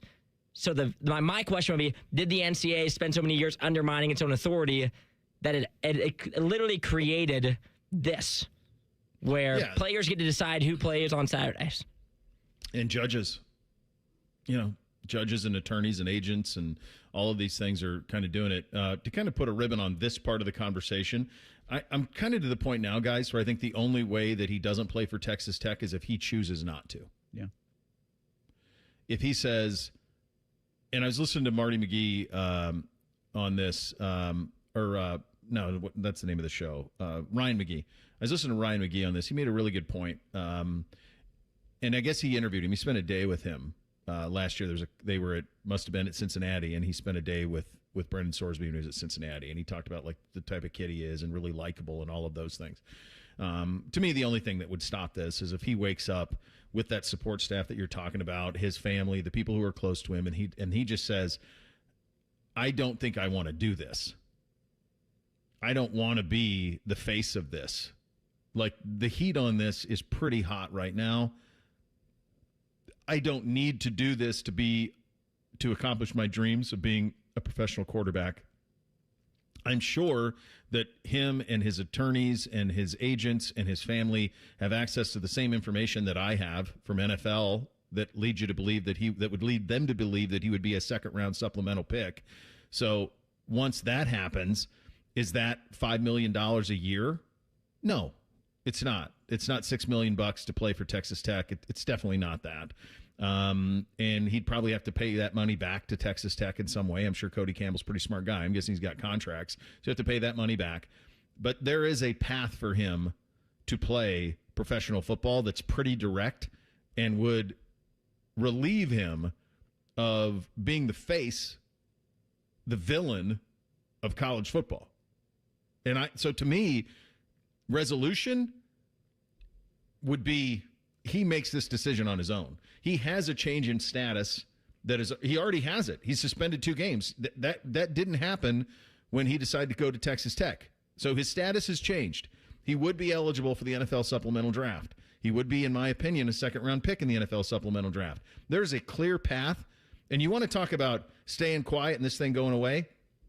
He gets drafted by an NFL team that's got a sweet support system in them. Think about Pittsburgh. Think about Philly. I mean, I think of a team like the Rams before they drafted Ty Simpson. One of those operations, he gets drafted by one of those. He gets put on the bench, scout team quarterback. We'll see you in 2027. This is gone. It's gone like that. And would he choose that?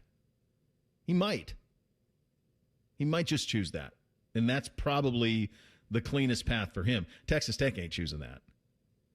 They're not choosing that. What do you think, like, the discussions are being had amongst his teammates? Because they're getting asked about it by their entire support system. Friends, family, probably members of the media down there are texting.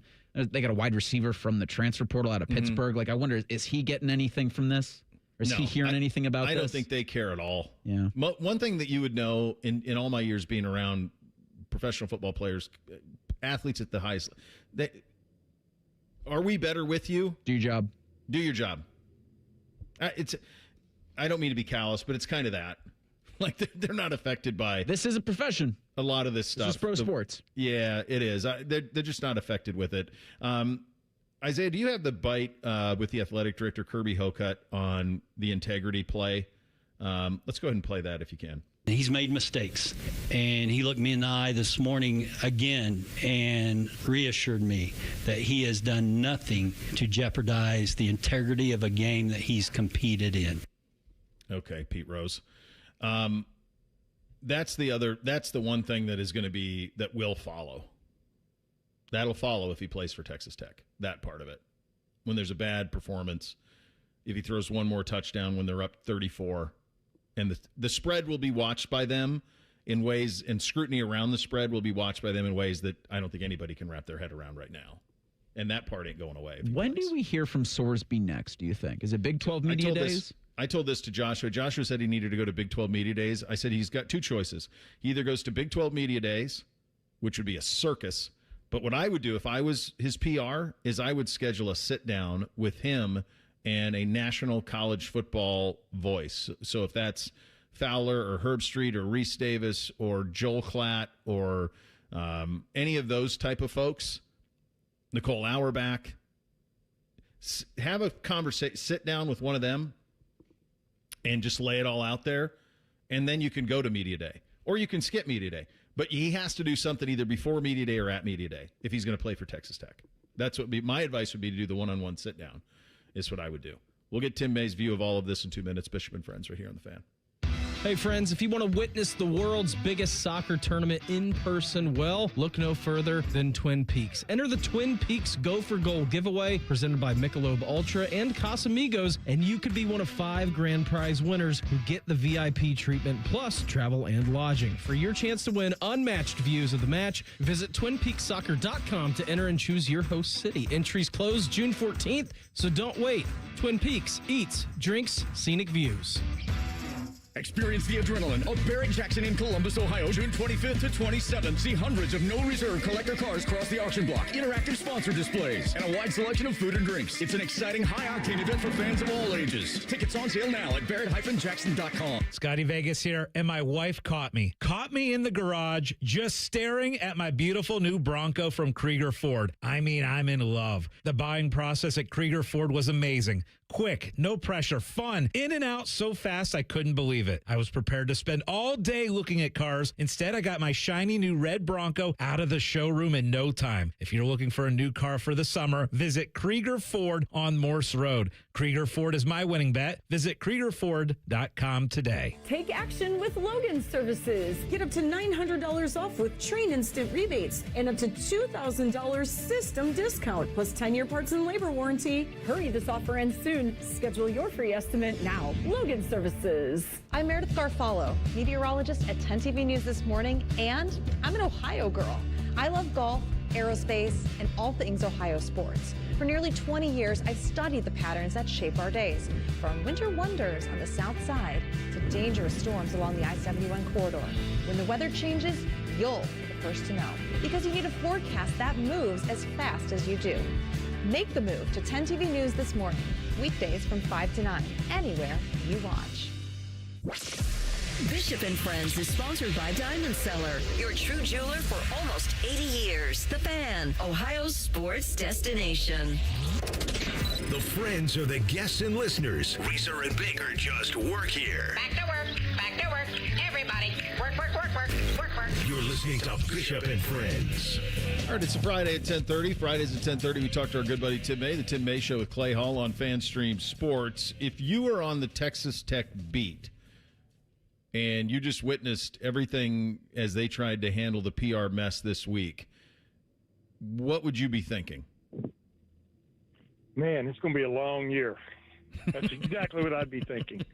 Because I was just talking about it on my podcast, recording my podcast earlier with Dylan Davis. I said, let's say they do play him in that third game or fourth game. Mm-hmm. You can see the Jerry Emig or the Will Pantages, maybe of Texas Tech walking in. Okay, yeah, guys, let's keep the questions just to the game, the football game. And you're sitting there thinking, no freaking way, you know what I mean? Because I would think he's going to be off limits until then, And but then from the it will be an ongoing specter the entire season from a media standpoint of well, what's going on here, and then from that, but I mean, I listened to that whole 27-minute press conference. In terms of the way it was conducted, I'm talking about with the president of the university, round table, athletic director. Yeah, I thought it was the way they did it was very well done. But what they're leaving out of the thing is, you know what?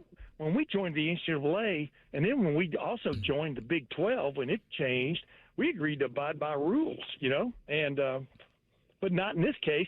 And the point is, they made a good point. They didn't bring the legal action. Sorsby and his group brought the legal action, but now they almost make it sound like they're going to be breaking the law if they don't play him. No, you still have the right to sit a guy. You still have a right to say you guys, for example, guys we've dealt with who've had suspensions back in the past, a DUI or whatever. Mm-hmm. No, you broke our rules, at least our own rules, so you don't get to play. But they haven't said they're going to do that. So that's what's interesting about the whole thing, is just like there are no rules. Oh, no. Yeah, we've passed the Rubicon, buddy. There's nothing that's enforceable right now. We're so totally far past it with this one. Totally I know it is. Totally different from what's going on in Congress. You know what I mean? Totally. And it's different. It's different than, unfortunately or not, depending on your opinion. It's different on if you commit like a capital crime. Like you can come back from that. But the integrity of the game is something that has always been above reproach. I think why it shocks so many of us. In terms of the way, so Joshua asked me this morning, was on with him and T-Bone. He said, well, do you think he'll talk at Media Day? And I said, I would not have him talk at Media Day, but I would have him do a one-on-one. If I intended on him to play, I would have him do a one-on-one with someone of significance before Media Day. I would, because I think the thing that's missing in this from a PR perspective, forget the conduct and all of it, just from a PR perspective, is you need to hear from him. Yeah. Although ipso facto, we've heard from him in the sense of he believes he should get to play. He believes this should not derail his, as they keep calling it, his career. Well, maybe Brendan Sorsby is the next Tom Brady. Maybe I've missed something. You know what I mean? Mm-hmm. Or maybe he's the next Patrick Mahomes. I don't know. But the point is, we've heard from him from a legal sense. He has said, I deserve to get to play, despite the rules. Despite agreements that people have agreed to long since sports started, there wouldn't be any gambling by me on our own sport, especially on my own team, which he also is admitted to. So we've heard from him. He wants to play. But you're right. I mean, but that's what got me, Bo. I talked about this on my pod, too, is that, one of the people last night said, he looked me in the eye and said, this is I'm paraphrasing here, but said something to the effect of, I'm done with gambling. I'm not going to, I'm going, dude, name any problem gambler you've ever met who had an addiction to it. And we've all met these guys. And, one played quarterback at Ohio State. I was going to say, Art. He could look you in the eye and tell you anything you wanted to hear. And Art and I go way back, but the idea is that convinced you that he's sincere. Give me a break. I mean, it's got to be proven. And, I'm not saying the guy needs to go to jail or anything, but you do have rules that say you can't do that. And if you do it, you don't get to play. So that ought to be all that matters. Yeah, unfortunately, I don't even know. Just talking to some folks, I don't even know if he was necessarily that concerned. I think he was looking for a change in designation. I think he was trying to get to the supplemental draft, and I think he got it. And then with that, he got this too, and so that's what's been the game. All of a sudden, it was like, okay, well, I get the change in designation. And Tim, talking to folks around the league, and I just said this in the previous segment, but in case you missed it, the consensus is he's going to be a second-round pick in the supplemental draft. Yeah, so there's a path there. If he wants to continue to apply his trade, he can certainly do it. The one thing I'm dubious of, and I think you can play kind of you remember the movie A Time to Kill, right? The McConaughey line at the end where he says, he goes through the whole thing and he says, well, what if she were white? And everybody opens their eyes, goes, my God, right? And plays off all those sensibilities. If Brendan Sorsby would have chosen, he was the number one guy. If he had chosen to go to LSU, wouldn't they be doing the same damn thing? Yeah. Probably. You know why? We're talking about because he's a good football player. We're talking about a $5 million investment, also. Heck yeah. And, who knows? Is that refundable? I don't know. But no, of course they would. By the way, that Time to Kill, they screwed that up because actually the juror was the one who did that, but they made Matthew McConaughey the hero instead of the juror in the book. But I digress. Maybe made the right choice from a movie perspective. Yeah, I've read all those books, but well, no, but it was. But my point is, yeah, of course. I just think this is totally new ground that almost anything you've done wrong, you can be excused from, and almost always. And I like how one of the guys last night on that press deal said he made a mistake. He didn't make a mistake. He had a mistaken lifestyle, you know.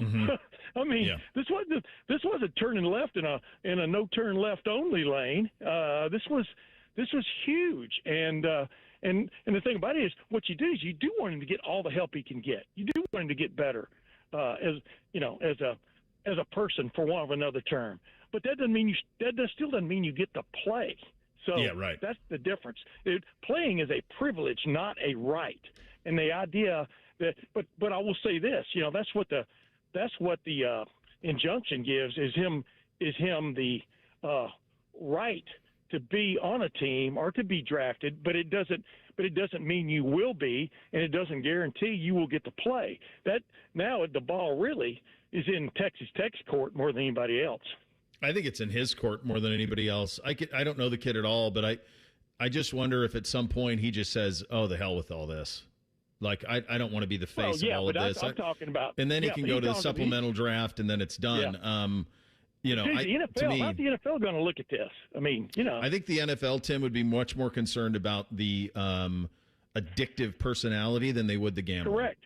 It's the addictive personality that they would have a trouble. Anything with addiction, they have a real problem with, because that's part of the makeup. Like that, anybody gambles like that trait. has an addiction anyway. So, no, you're exactly right. I mean, I just remember Chris Carter going to the supplemental draft, you know, and how long it took them to draft him, and just right on down the line. I mean, there's nothing guaranteed. This idea that he is a guaranteed almost second-round pick, maybe I haven't watched the right highlights. I don't know. Yeah, they like him. The name I keep coming with him is, I've heard a lot of Jay Cutler.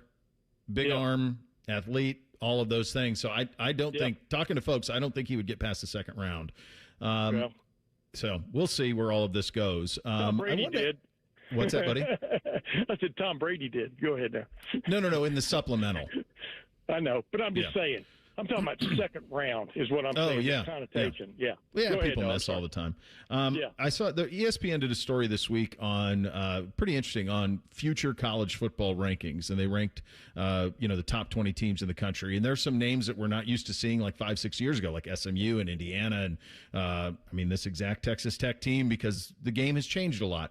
If you had to pick one Big Ten team that hasn't yet hit it, but has the potential to. So I'm not talking about Ohio State, Oregon, Indiana, Michigan, Penn State. What Big Ten team could you see kind of getting its ducks in a row that would have the financial wherewithal to compete at the highest level? Yeah, you didn't mention Southern Cal either, but you include Southern Cal. Yeah, because they were on the list. Yeah. The one that can hit it, right. This is going to sound weird to you. I think if Iowa ever gets around to changing head coaches, dude, there are people at Iowa that give a damn. I mean, they give a damn. And occasionally, the problem is, the good news for them is Lincoln's farther out in the middle of nowhere than Iowa is, right? The point is, Iowa has such a fan base, it's unbelievable. And the other one, of course, that just keeps running into trouble historically every 20 or 30 years is Michigan State, because Michigan State has got people who give a damn.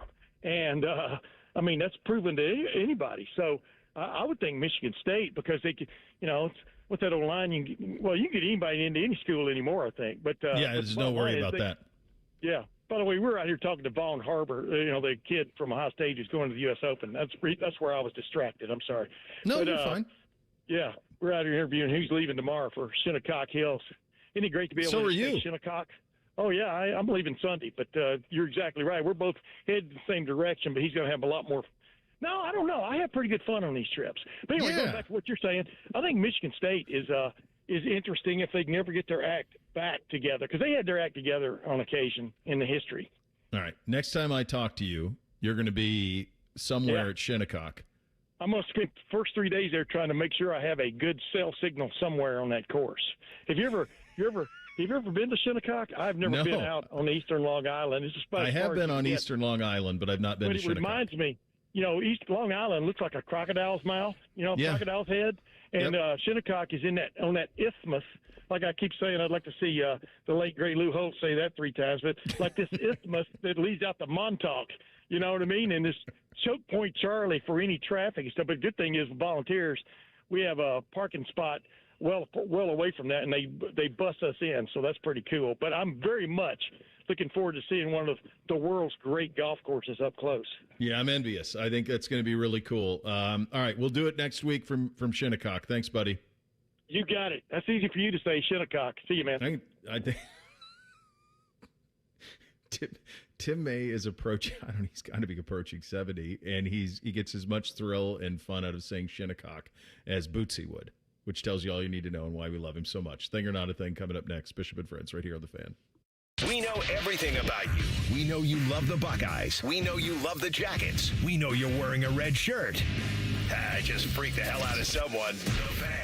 For the ones who get it done, Grainger offers the professional grade products you need, delivered when and where you need them. Call, click Grainger.com, or just stop by. When you saw your heating bills this winter, did you think this is out of control? The problem is your house is leaking money, and the only thing higher than your heating bills are your cooling bills. Steve here from USA Insulation. Let us fix your energy bill problem for good. If you aren't foam insulated, you really aren't insulated. For $99 a month, interest-free, we'll foam your home and help cut those energy bills. 529-2440 or USAinsulation.net. USA Insulation.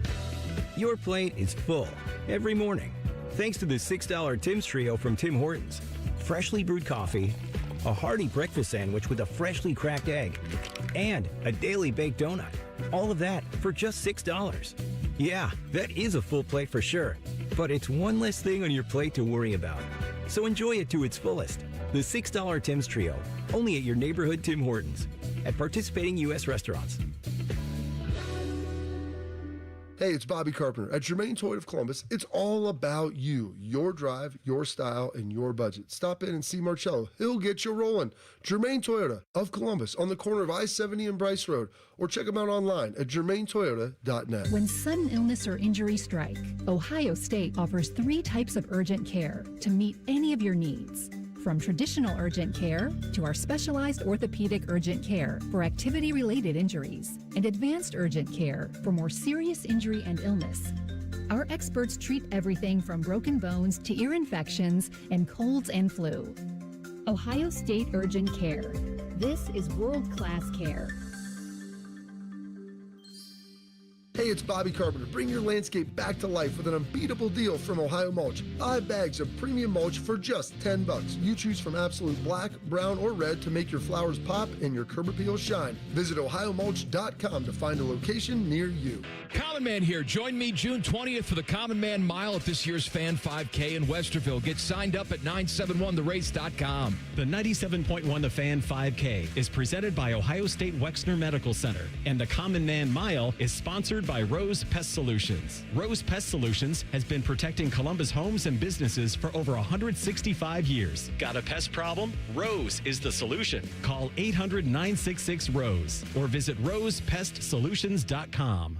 High energy bills? Your HVAC system could be the reason. Save up to $2,000 on a new HVAC system with Columbus Worthington Air. Smart homeowners know an old air conditioner can cost you more every month. Don't let it drain your wallet. Upgrade to efficient, reliable comfort with payment options that fit your budget. Backed by our exceptional service guarantee. Columbus Worthington Air and Bryant Heating and Cooling. Whatever it takes. Visit cwaohio.com/radio for details, terms, and conditions. License number 47543. Indeed presents hires you can't afford to get wrong, like a hospitality manager at a 5-star hotel. So I just checked into room 318, but someone was in there. Room 318. Oh, you were supposed to be booked in 813, which is now booked. So what do we do? How about rock, paper, scissors for who gets the bed? This is the time for sponsored jobs. This is what happens when you don't sponsor your job on Indeed. Next time, get matched with quality candidates with Indeed sponsored jobs.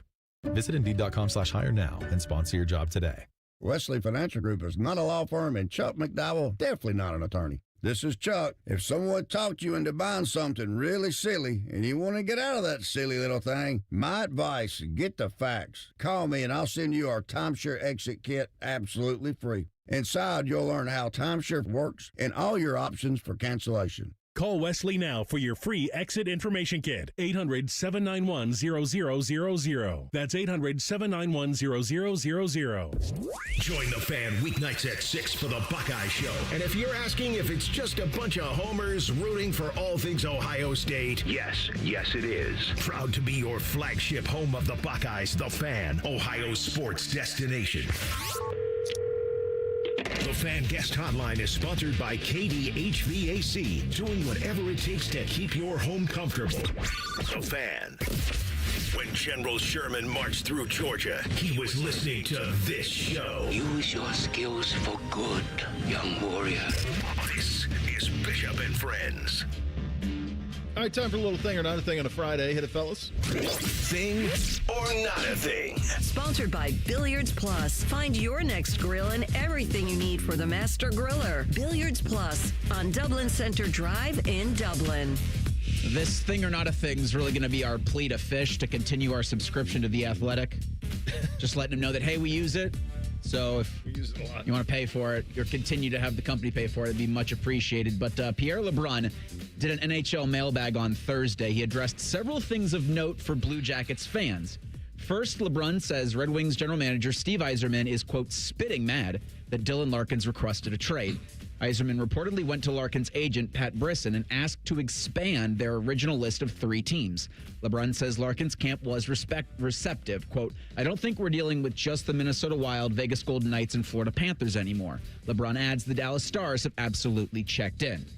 Secondly, from The Athletic's Pierre LeBrun, there's been much speculation about Zach Werenski in the wake of Larkin's trade request. Perhaps because they're close friends, fellow Team USA gold medalists, but I can tell you as of Wednesday afternoon, I'm told there has not been any communication to the Columbus Blue Jackets indicating that kind of thing on Werenski, who has 2 years more on his deal.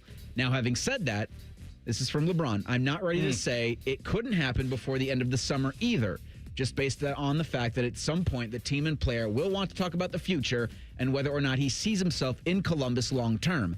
And I don't know what the answer to that question will be, end quote. Thing or not a thing? Okay. Well, there's a lot of jump to conclusion here, right? I mean, this is a lot of like, hey, they were buddies. I wonder if he would have the same feelings that Larkin would have. Let's connect these dots and see if it gets to this place. And so there's a lot of that's in here. The thing that I do think is that my takeaway from this is I think the 2026-2027 Columbus Blue Jackets are going to play with tremendous pressure. That I do think. I think there's tremendous pressure for these young players to take a step and no longer be young players and be stars, be all-stars, be difference makers. Do I think Zach Werenski wants to play his entire career outside of the postseason, mostly? No, I'm sure that he does not. So that's my one thing. Is Zach seems incredibly happy here, loves it here. They've articulated that time and time again. But there's also a clock on how long do I want to continue to be a part of an operation that doesn't play at all in the playoffs, let alone chase Lord Stanley. And we're a long way from that. So that's my number one takeaway. I am in the exact same boat as you, Bo. Like, I feel like this is a thing, but the Blue Jackets don't have to worry about this summer. They're worrying about the end of his contract in 2 years. 2028 is when this comes about. And it's not a referendum on Werenski whatsoever. Nobody questions whether he likes Columbus. It is a referendum on the Blue Jackets. Like, the question for him is whether he's a Norris caliber defenseman. Can this team realistically compete for a Stanley Cup? Mm-hmm. So what would the Blue Jackets have to do over the next 2 seasons for him to commit to play for us long term? Like a playoff appearance, a playoff series win? Like, where is his head at to where he feels like we're trending in the right direction? So when you say there's a lot of pressure for this season and the next, I mean, there is tremendous pressure because at the end of this contract, it's going to be what have we done the past 2 years? And I can't say that the Blue Jackets are a coin them in now playoff team. No, and I think, Reese, the other thing that's really depressing about all of this is where I thought you were going this at the end before you read it was, would potentially the Blue Jackets be a team that would be on his list to play with his good buddy Zach Werenski? But, of course, we've all chosen violence on a Friday. Yeah, I don't want to put this out there about a conversation that'll be had with Zach if they're not able to do anything this season in terms of a long-term contract. So I won't. Andrew Marchand of The Athletic reported Thursday ESPN zeroing in on Dave Pasch and Bob Wischusen as replacements for Chris Fowler in the play-by-play role for NFL games not handled by Joe Buck. Pasch and Wischusen reportedly will split excess NFL games. Jason Kelsey remains under consideration to serve as the game analyst for some of those, with Kurt Warner and Louis Riddick in the mix for other NFL games. In 2026, ESPN's going to have 8 non-Monday night games. 7 of them will be televised by the NFL Network. They're all the same family now. 5 games will be 5 of those games, so 5 of the 8 non-Monday night games will be played internationally during college football season, hence the conflict with Chris Fowler, who his college football duties on Saturdays will make it impossible for him to get to Germany or Australia or wherever else the NFL is going to try to broadcast from. Thing or not a thing. Good for Dave and good for Bob. It doesn't really impact me in terms of the watching of it. It's funny, I think I've always thought Chris Fowler, he's really good on tennis, and I always think he was actually better on game day. And I think Reese is really good on game day, too. I don't particularly love Chris calling games. I don't know that, to me, that doesn't feel like his strength. So, nevertheless, it's what he wants to do, and so he's done all of the big college football games over the last 10 years or so. So, but in terms of these guys calling the replacement NFL games, it doesn't really affect me at all. Both these guys are really, really good. Sean McDonough used to do this. I mean, they've had didn't Steve Levy do Monday Night Football at one point? They've had a lot of guys call NFL games at ESPN. So these guys are going to get their shot at it. I'm going to say not a thing because it won't affect my viewing habits at all.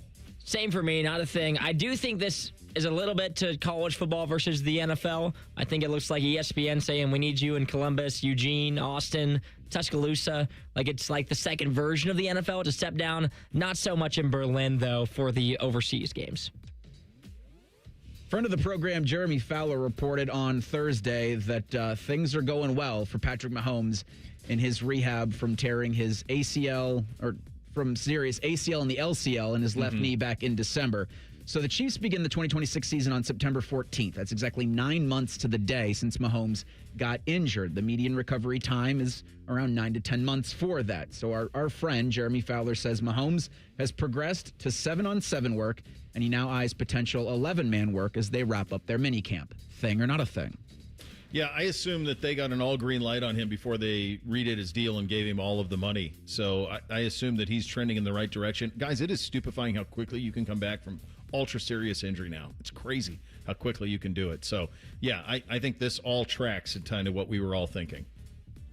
It's going to be interesting to see as the season progresses here for the Chiefs where Mahomes is at. I feel like we've had kind of a break from the Chiefs for a little bit. Is the NFL ready for them to be good again this upcoming season? And their division keeps on getting better. The Chargers, the Broncos, the Raiders get Mendoza. It'll be interesting for them kind of in a rebuild. But I'm excited to see what that AFC West division looks like with Mahomes coming back, because they've kind of been seated in probably the second or third position, but they very quickly can put themselves right back into the driver's seat.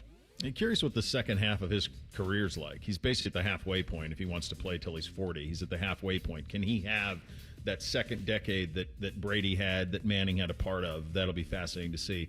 Final hour of the week coming up next. We're going to kick it off with what we learned, Bishop and Friends, right here on The Fan. Common Man, a radio veteran, has a large hemorrhoid. Timmy Hall, a good, clean boy, moonlights as man's hemorrhoid. Common Man and Timmy. Weekdays at 3. The Fan. Common Man here for my friends at Care Heating and Cooling. Summertime napping season is upon us. What's that mean? Well, that means for me, a little nap on the leather couch. I got the ceiling fan on, but if that AC's not working properly, that nap turns into crap. Am I right? You got to make sure that AC's in tip-top shape, and the only people to call are my friends at Care Heating and Cooling. The message on their homepage says, we care about your comfort, because they do. If you're not comfortable in your own home, they start to get itchy and scratchy. Here's what you need to know about my friends at Care. They've won the Lennox Centurion Award for 17 years in a row. Now, if you're not in the biz, you don't know what that is, but I'm going to tell you, it's given to the top 5% of Lennox dealers in the country each year. Their service techs are the best in the business, this, and there's not a problem they can't solve, except maybe the meaning of life. They had no answer when I asked them. But think about living without central AC. Mess you up. My friends at Care also have easy online scheduling. CareHeatingandCooling.com. Care Heating and Cooling. Call 1-800-COOLING when you need a company you can trust. Performance matters in intimate moments. Don't let ED ruin them.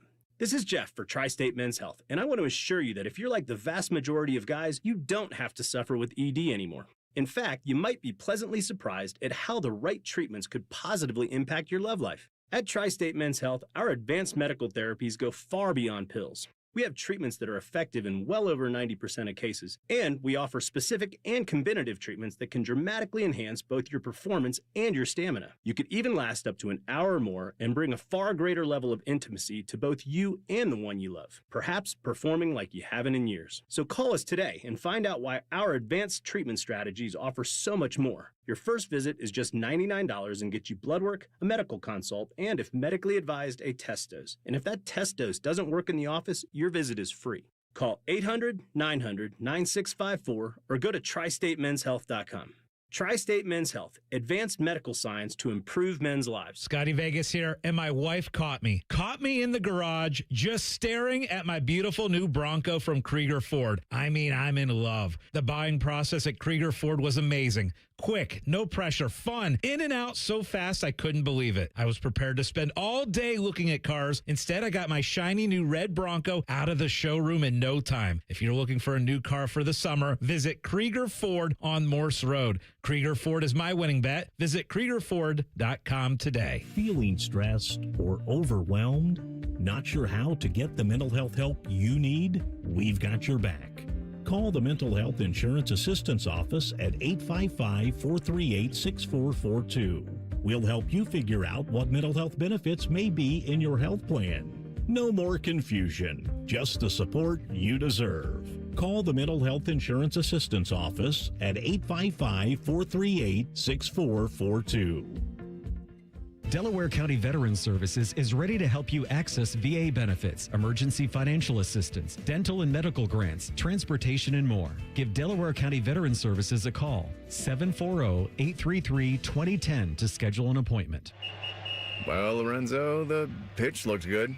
Yeah, so green. USA keeper was decent enough. Didn't have much to do. 99 minutes. Not a single goal. Well, Bet365 sure came through, though. I bet $10 and got $365 in bonus bets just for signing up. At least someone scored. Bet365. Winning is everything. Gambling problem? Call 1-800-MY-RESET. 21 plus only. Must be physically located in Ohio. T's and C's apply. In-app only. The Reds are on the radio. Swung on, crushed. High, deep left field. There it goes. A 3-run go-ahead blast for Eugenio Suarez. They're waving around Friedel. Up throwing Anthony. Throw to the plate, not in time. And the Reds walk it off at 11, 6-5. The quest for October baseball is underway. Hear all the action all season long on your home of the Reds. Whether you're repping the orange and brown or shouting Hoo Day, the ultimate football pilgrimage is closer than you think. Ditch the living room, get the family on the road, and make the short drive to greatness and visit the Pro Football Hall of Fame in Canton. From the backyard to the gridiron, it's the one place where every fan comes together to create new family memories. Make it a weekend to remember and see why Ohio truly is the heart of football. Visit ProFootballHof.com and plan your visit today. Hey, it's T-Bone again. Sleep apnea doesn't have to rule your nights. Sleep Better Columbus has been treating snoring and sleep apnea for over 15 years with proven results and now has an office open in Marysville. Call 1-800-MORE-SLEEP or go to sleepbettercolumbus.com. Stop snoring, sleep better, live better. Broadcasting live from the McDaniel GM Superstore Studios, driving excellence since 1916. Chevrolet. Together, let's drive. WBNS HD1 Columbus. Good morning, I'm Eric Reeser. The 2026 World Cup starts today for Team USA. The United States is one of 3 host countries. Mexico opened the tournament on Thursday, beating South Africa 2-0. Canada will host Bosnia today at 3, while the Americans battle Paraguay tonight at SoFi Stadium. Kickoff there is 9 p.m. Team USA will take on Australia next Friday in Seattle. On the ice last night in Carolina, the Hurricanes beat the Golden Knights 4-2 in Game 5 of the Stanley Cup Final. Carolina takes a 3-2 lead in the best of 7. Las Vegas will host Game 6 on Saturday. In baseball Friday, the Reds host the Diamondbacks at 7:15. You can hear that game on the Fan following the Buckeye Show. In Cleveland, the Guardians open a series with the Tigers at 7:10. Tarek Skubal will take the mound for Detroit on Saturday. And in college football, the University of Florida unveiled a $1.4 billion plan to renovate Ben Hill Griffin Stadium in Gainesville. What could that mean for Ohio State and the Horseshoe? Doug Maurice will join Bo Bishop in about 30 minutes right here on the Fan, Ohio sports destination. Reese's mustache is so nice, it has its own area code. You're listening to Bishop and Friends. All right, final hour on a Friday. We kick it off with what we learned this week. We're not trying to do too much around here, but over the course of 5 days, you might have gleaned some stuff. Bishop and Friends present What We've Learned This Week. Sponsored by High Bank Distillery Co. Make a reservation today at highbankco.com. Dine, drink, distill at High Bank. By the way, speaking of High Bank, some very funny social media stuff that Adam and the fellows are doing to celebrate the 250 America. Some bottles dropping today as well, too. So check those out. I think the number one story in the week for me that I had the most fun with was the Knicks. From the most improbable place. It was just the odds of me actually finding it again and sticking with it at 11 o'clock at night and then seeing that come to fruition, seeing the dominance that San Antonio had in the first and then seeing the finish, and then all of the content that's followed, even what followed in the immediate aftermath, the Inside the NBA was surreal to watch those guys and to see like Larry David and Jerry Seinfeld embracing in the background, and Macretia Haggerty, who's the star of the Law and Order, who's hugging Jalen Bryson, and all of these things, or Jalen Brunson, all of these things that happened were just so surreal. And some of all of the fun around it, it kind of was like, not that we need it. Maybe sometimes we do. Just affirmation that at its best, live sports still rock. They're still great. And it provides a level of drama and fun that there just isn't anything else in the content sphere can compare to. It's still great. And it was my favorite kind of topic of the week. It was my favorite story of the week. Some of the stuff that we had to go through was a little bit of drudgery with the Sorsby and all the rest of it. But that was just a really fun middle of the week. Didn't see it coming. God, that was cool moment for me.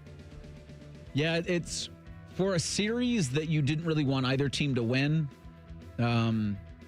You're thrilled that it can provide this kind of drama and this opportunity to really take over, like the NBA Finals has, and like the NHL Stanley Cup Finals been great. I know 6 goals last night was a little low. I think it was the lowest that's been scored total goal-wise throughout the series. I think it was like 9-7, 9-8, and then you had 6.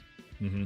Is exactly what you want for both of those sports, with drama, with a lot of offense, so that people will just, when they're flipping around on a Monday, a Tuesday, a Wednesday, or a Thursday night, see, hey, this thing, ESPN does a great job, as we've talked about, making things matter on their network. These so far have mattered when it has been a slog with the Sorsby stuff. Like college football this summer has really been a slog, personally, in terms of I'm wanting now more than ever to just get to the games, but I do understand how important things like the Sorsby conversation are to have. Just give me some football, please. Yeah. And it's funny, I'm looking right now. One of the ticketing sites came out for Game 5 in San Antonio. It said more than half of the tickets purchased so far are from New York/New Jersey area codes. And that's what makes it fun, is the Knicks fans have just been absolutely on fire during this run. And the Spurs, and we'll see when the TV pops up, but if they're actually going to play a road elimination game in San Antonio, that seems like their worst nightmare, is having a takeover. Yeah, we'll see. I wonder if they'll do what the Cavs tried to do. I mean, what the Cavs did, what Dan Gilbert did, like not allow it. Another thing that I really enjoyed this week was this German guy, Freddie, on Twitter. So much fun. Has apparently gotten so big. So when I first became aware of this, I wanted to say he was around 80,000 followers. He's now 438,000 followers. Had to put out a tweet yesterday saying, if you see any, I'm only active on X. If you see me posting on anything else or asking for money, that ain't me. Mentions TikTok, Instagram. So he has imposters that are popping up. We chronicled this trip a little bit middle of the week. Some updates on it. He did a Buffalo Wild Wings watching the opening match match of the World Cup yesterday, so he's getting the full experience. Next stop is a Walmart to get something to clean my camera. Apparently, he's a big Ella Langley fan. I think we're all big Ella Langley fans at the moment. The most surreal thing of our trip so far, currently driving towards Louisiana, and the radio station we were listening to started talking about our trip and played Ella Langley just for us. Spectacular. Here's another one. Driving along Mississippi's Gulf Coast, our 5th state of the trip. Unfortunately, we didn't get time to stop, but the beaches looked incredible. Guess we'll have to come back someday. Another one, the vibes are insane. Driving through the great state of Louisiana on our way to New Orleans. It's crazy how diverse this country is. Every day the scenery looks different. Then they land in New Orleans. Can you imagine that? If you had no point of reference on what New Orleans is, and then all of a sudden you're on Bourbon Street trying to make sense of all that coming from where you drove through.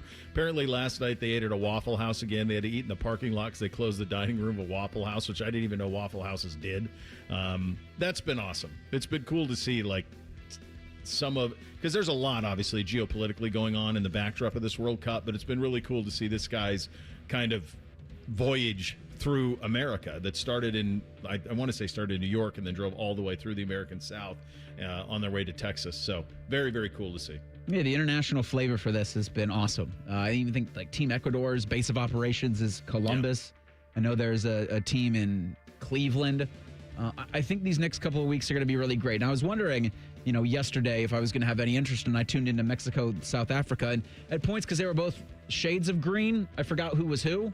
Yeah. But it's one of those that you will stop and have it on because it's a gigantic sporting event that the rest of the world, the entire world, cares about. And yeah, I think North America will act accordingly in its hosting duties.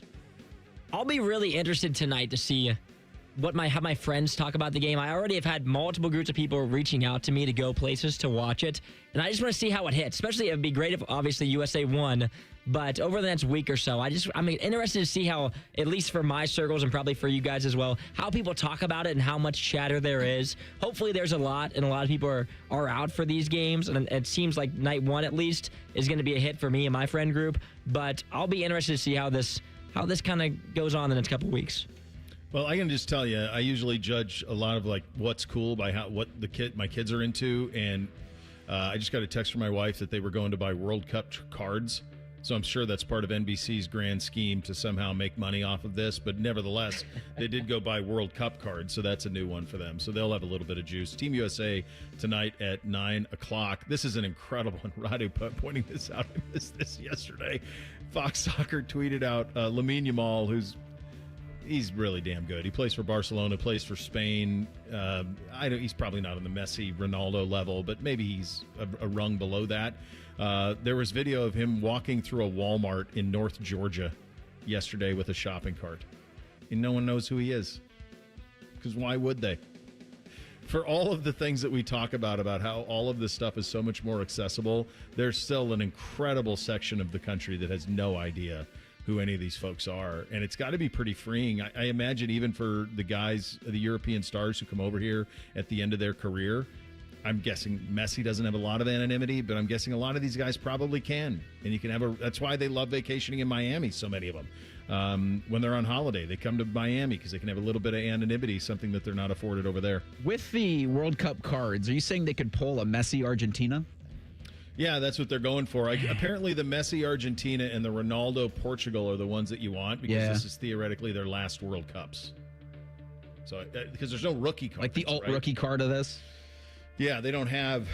He spent the better part of the last year trying to track down every version of a Cooper Flag card that's out there and has secured a great many of them. Before that, it was the Wembies. They were trying to track down Wembies. The football ones that are the most the hottest right now are actually Jackson Dart and Shador are the two that are the hottest, football rookies. Shador doubled up Tom Brady's best year jersey sales wise, I think. Well, and the other part about that is that meant that he had to buy those jerseys back. Money in, money out. When he switched from 12 to 2, he had to write a check to buy out all the number 12s that were out there on the market. That's why Quinshon Judkins, remember a couple of weeks ago, it looked like Quinshon Judkins was going to go to number 1? Yeah. Yep. Because it became available. Well, basically what the NFL said is that's fine. You can go to number 1, but you got to buy all the number 10s off the market. And he said, yeah, I'm good. I'm good. And then I'm telling you this, there's a lot more 12s in the market than there are 10s. So that tells you, like, should have wrote a pretty big check in order to wear number 2 next year for the Cleveland Browns. So we'll see if all of that is worth it. But wild week on the college football side of things. Obviously, the Ben Hill Griffin stuff and then the Sorsby stuff has really dominated the week, and Texas Tech's handling of all of that. We'll get that conversation with Doug coming up in about 19 minutes from now. Coming up next, speaking of Shedeur Sanders, minicamp is done. It is in the books up in Cleveland. A lot of questions coming out of it. How will they be answered? Well, you're not going to get one until probably sometime in August. Is that the plan that Todd Monken wanted when this whole thing started? We'll get to that coming up next. Bishop and Friends right here on The Fan. We have so many local shows, I can't fit them in a 10-second promo. So let's just say we're live and local all damn day. The Fan. This 4th of July week, Championship Golf takes center stage in Columbus.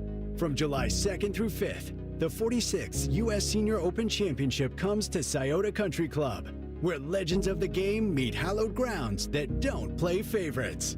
Feel the energy, the tradition, and the pressure of championship golf at its finest. Be there for every moment. Tickets are available now on SeatGeek.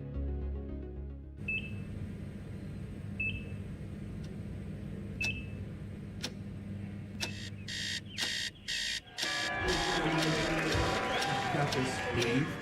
Breathe. You got this. You got this.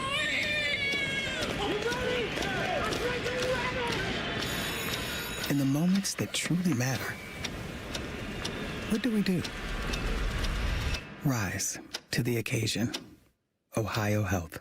It's time. Dip it, dunk it, smother it. It's queso gone wild at Hothead Burritos. Try our new loaded potatoes covered in queso and topped off with hardwood smoked bacon, burritos, bowls, nachos, and more. Hothead Burritos. Get up and get you some queso. For over 78 years, our family's been part of your love stories. At Diamond Seller, we offer bigger diamonds, better prices, and timeless designs for every chapter of your life. From your first yes to your forever I do, trust the jeweler who knows diamonds best. Visit Diamond Seller today. In the military, the mission was clear. You knew what to do. Now, the mission has changed. Stepping into civilian life isn't about finding a job. It's finding your purpose. I wanted a career that would leverage the skills and discipline I gained in the military. IT just felt right. My Computer Career offers class schedules that fit into your life and skills in high demand. Put your VA benefits to work. Visit mycomputercareer.edu/CWP to jumpstart your IT career today. An elite CompTIA certification partner. Financial aid is available to those who qualify, including VA benefits. No! USA is up 2-0. That is the most dangerous lead in soccer. Relax, Mike. See that, Dan? My left eye is twitching. That's my warning eye. It'll be 2-2 by stoppage time. It's never wrong. With early payout from Bet365, I got paid the second they went up 2 goals. So to me, it's now the safest lead. Early payout from Bet365, huh? Now my right eye is twitching, Dan. Bet365. Winning is everything. Gambling problem? Call 1-800-MY-RESET. 21 plus only. Must be physically located in Ohio. T's and C's apply. In-app only. Great Lakes Hyundai. The savings are so good. It's time for sun and savings at Great Lakes Hyundai. Right now, get a new 2060 Elantra SE for $59 per month for a 2-year lease. Just $59 a month for the drive into summer sale. This month only. Plus, every new Hyundai comes with owner assurance and America's best warranty. A 10-year, 100,000-mile powertrain coverage. Dublin or Columbus or glakeshyundai.com. With approved credit $39.95 down plus tax title first month payment. 7,500 miles per year and 7.6. Feeling stressed or overwhelmed? Not sure how to get the mental health help you need? We've got your back. Call the Mental Health Insurance Assistance Office at 855-438-6442. We'll help you figure out what mental health benefits may be in your health plan. No more confusion, just the support you deserve. Call the Mental Health Insurance Assistance Office at 855-438-6442. Teachers care deeply about their students. We know that educators are best able to support students when the needs of classrooms are met. The job of the Worthington Education Association is to support the needs of educators through mentoring programs, through professional development opportunities, doing whatever we can to help teachers support the needs of their students. My name is Emma Ruiz, and I am a proud member of the Worthington Education Association because strong unions make strong public schools for our students. Rothman and Ice. Ben Stiller just landed, and this is what I told him last night. Whoa. And I told him last night. Yeah. Rothman and Ice, weekdays at noon. Sponsored by Pella Columbus. The Fan. Fan weather. From the Logan AC and Heat Services Weather Center. Mostly cloudy skies will turn into sunshine throughout the day today with gradual clearing, highs getting in the mid to low 80s. And then for tonight, clear skies with lows down into the 60s. We will kick off your weekend on Saturday with plenty of sunshine in the forecast and highs getting in the mid to upper 80s. For The Fan, I'm meteorologist Meredith Garfalo with the 10 Weather Impact Forecast. Miss a little, miss a lot. Catch Bishop and Friends wherever you get your podcasts. It's free. Sponsored by Atlas Butler Heating, Cooling, and Plumbing. The Fan. With friends like these, who needs former college football players? This is Bishop and Friends. And as always, we are brought to you by our good friends at Diamond Cellar, your true jeweler for nearly 8 decades. Easton Sawmill, they will take care of you the way that they take care of me. I assure you of that. So the way that minicamp up in Cleveland worked this week, day one on Tuesday was a Shedeur day. So he got all of the reps with the number ones in 11 on 11 and all of that, and Deshaun was in the 2 slot. On which, by the way, what made that a little awkward is that that was different than the way that it had been all the way through OTAs. So through OTAs, I would say Deshaun probably got 60% of the 1 reps and Shedeur got 40% of the 1 reps. So when that happened on Tuesday, it was a bit of an attention getter. It was like, whoa, well, that's different. All the ones went to Shedeur on day 1. Day 2 of minicamp, and Todd Monken said this post-practice on Tuesday, day 2 on minicamp was a Watson day. And so then he got all the ones on day 2. Yesterday was a hybrid day. So they both got reps with the ones. Watson got more than Sanders, but not crazy more, but he definitely got more. I think there were 4 11 on 11 periods, and Watson was first up in 3 of the 4. So that's kind of the way that it shook out yesterday. First day of mandatory minicamp, a lot of juice, some procedural stuff offensively that would make you scratch your head a little bit in terms of false starts, missed snaps, those type of things. Day 2 just was sluggish. I don't know if it was the heat, humidity, I don't know, but nobody was particularly great on day 2 in terms of just the energy. Day 3, and I wonder if it was a reaction to day 2, Todd Monken built in a lot more water breaks and like time to kind of chill out a little bit, and day 3 was pretty strong across the board. I think both guys had moments. Watson's wow plays through OTAs and through mandatory minicamp are more wow than Shedeur's are. He has an arm talent that Shedeur does not have. He's got an explosiveness that Shedeur does not have. Shedeur makes plenty of good plays too, though. The other thing with all of this that has to be in consideration is just the standing of both guys contractually, and as you're building a team and putting a team together, those things have to be factored in as well. Andrew Berry was on radio up in Cleveland with Ken Carmen, Anthony Lima this morning, and was asked about some of the quarterback things and essentially said, look, everything's on the table at quarterback. This is different than what Todd Monken had stated before OTAs, and I really believed that he really wanted to have a quarterback by the end of mandatory minicamp so that you could go into training camp and say, this is the guy who's number 1. Now, things can change. People can not perform well. People struggle. Fine. Make a pivot. Fine. So the only way that I would read that is that neither – there's 2 ways. The glass is half full is both guys have played really well. It's hard to make a decision on him. Shedeur's actually closer after Deshaun getting out to a decent lead early on. Shedeur's made up that ground. The glass is half empty is neither guy's separated. So it just depends on, I understand, like the disposition of Browns fans. I understand how the automatic is to go to the second rather than the former. But those are kind of the 2 ways to look at it. Guys, they have questions even beyond that. They had several different kind of groups that they ran out there on the offensive line. Right guard, they ran a couple of different guys out at that. I'm not sure they're totally centered at center either in terms of what they want that to go. They have some issues on the defensive side in that Grant Delpit, who my hunch is they're probably working on a contract extension for him. He didn't participate in camp. Denzel Ward, very, very limited participation. They were there, but didn't really do much. Not that you need those 2 to do much. You have Mason Graham, who's dealing with an injury thing. They really need Mike Hall to go. in a big way up front. So I think those are big questions. They have massive questions as like the fourth corner. Like if they have a corner injury, it gets really thin really quick. Same thing I would say true at linebacker as well, in terms of that could get pretty dicey with an injury pretty quickly. I still don't know who their starting Sam is. If they're not going to be in that very much, but I'm not sure who that would be. So all of this to be said, by the time they get to training camp, there are going to be about 1,000 storylines that are going to be tracked every single day. Now, will any of this matter in terms of can this be a team of consequence? That's going to come back to the first question, which is the most important, and that is, can one of the quarterbacks play at not an elite level?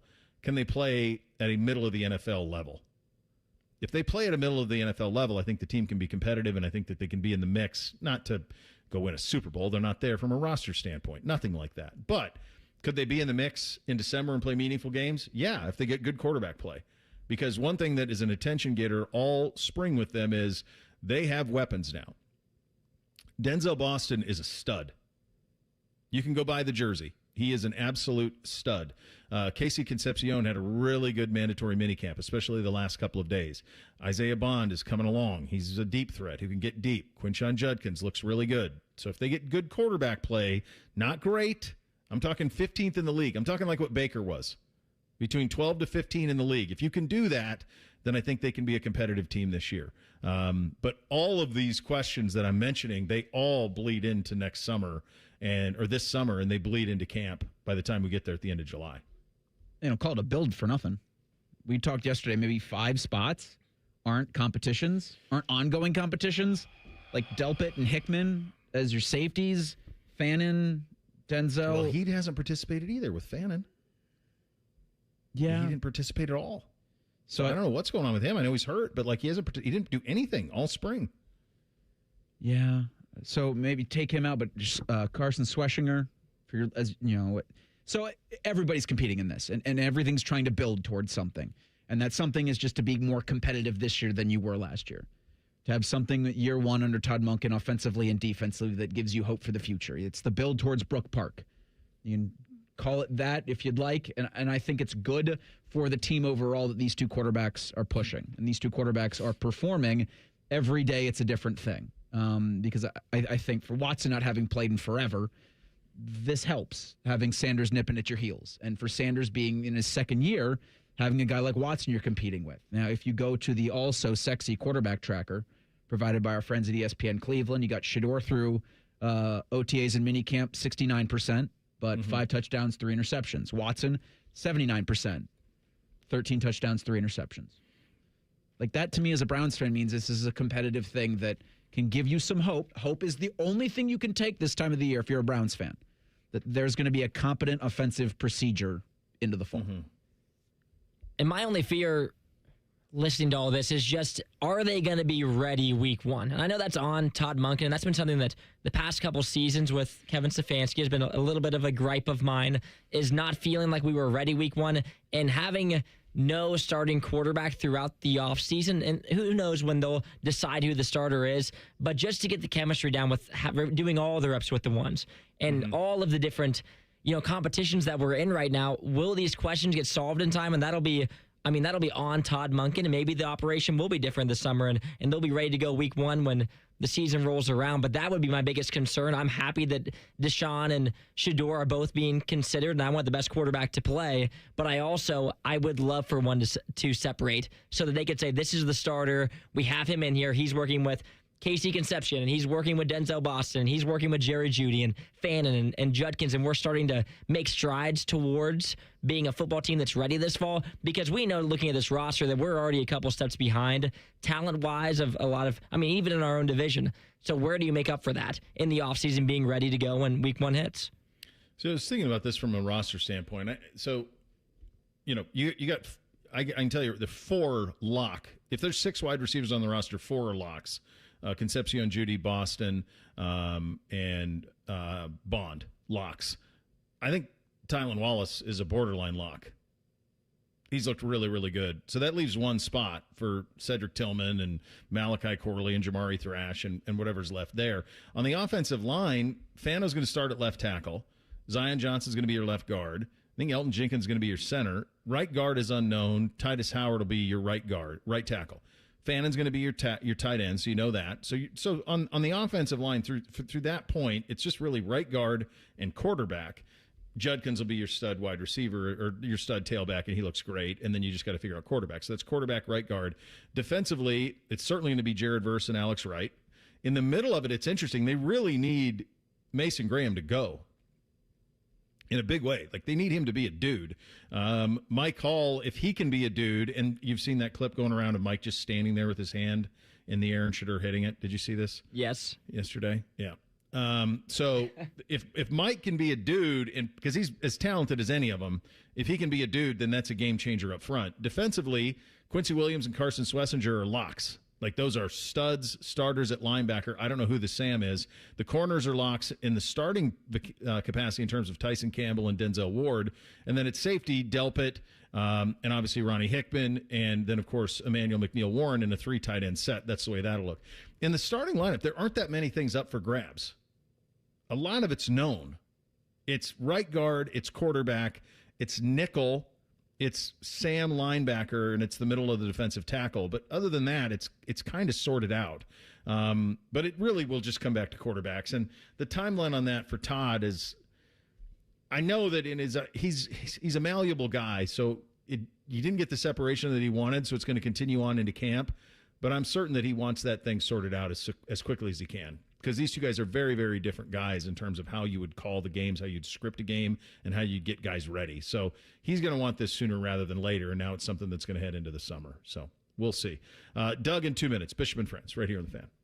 Common Man here. Join me June 20th for the Common Man Mile at this year's Fan 5K in Westerville. Get signed up at 971therace.com. The 97.1 The Fan 5K is presented by Ohio State Wexner Medical Center, and the Common Man Mile is sponsored by Rose Pest Solutions. Rose Pest Solutions has been protecting Columbus homes and businesses for over 165 years. Got a pest problem? Rose is the solution. Call 800-966-ROSE or visit rosepestsolutions.com.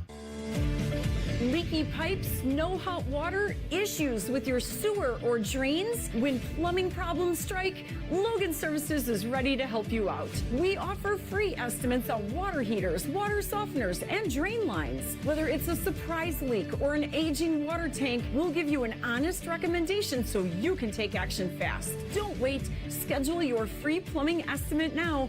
Fast, friendly service you trust from Logan Services.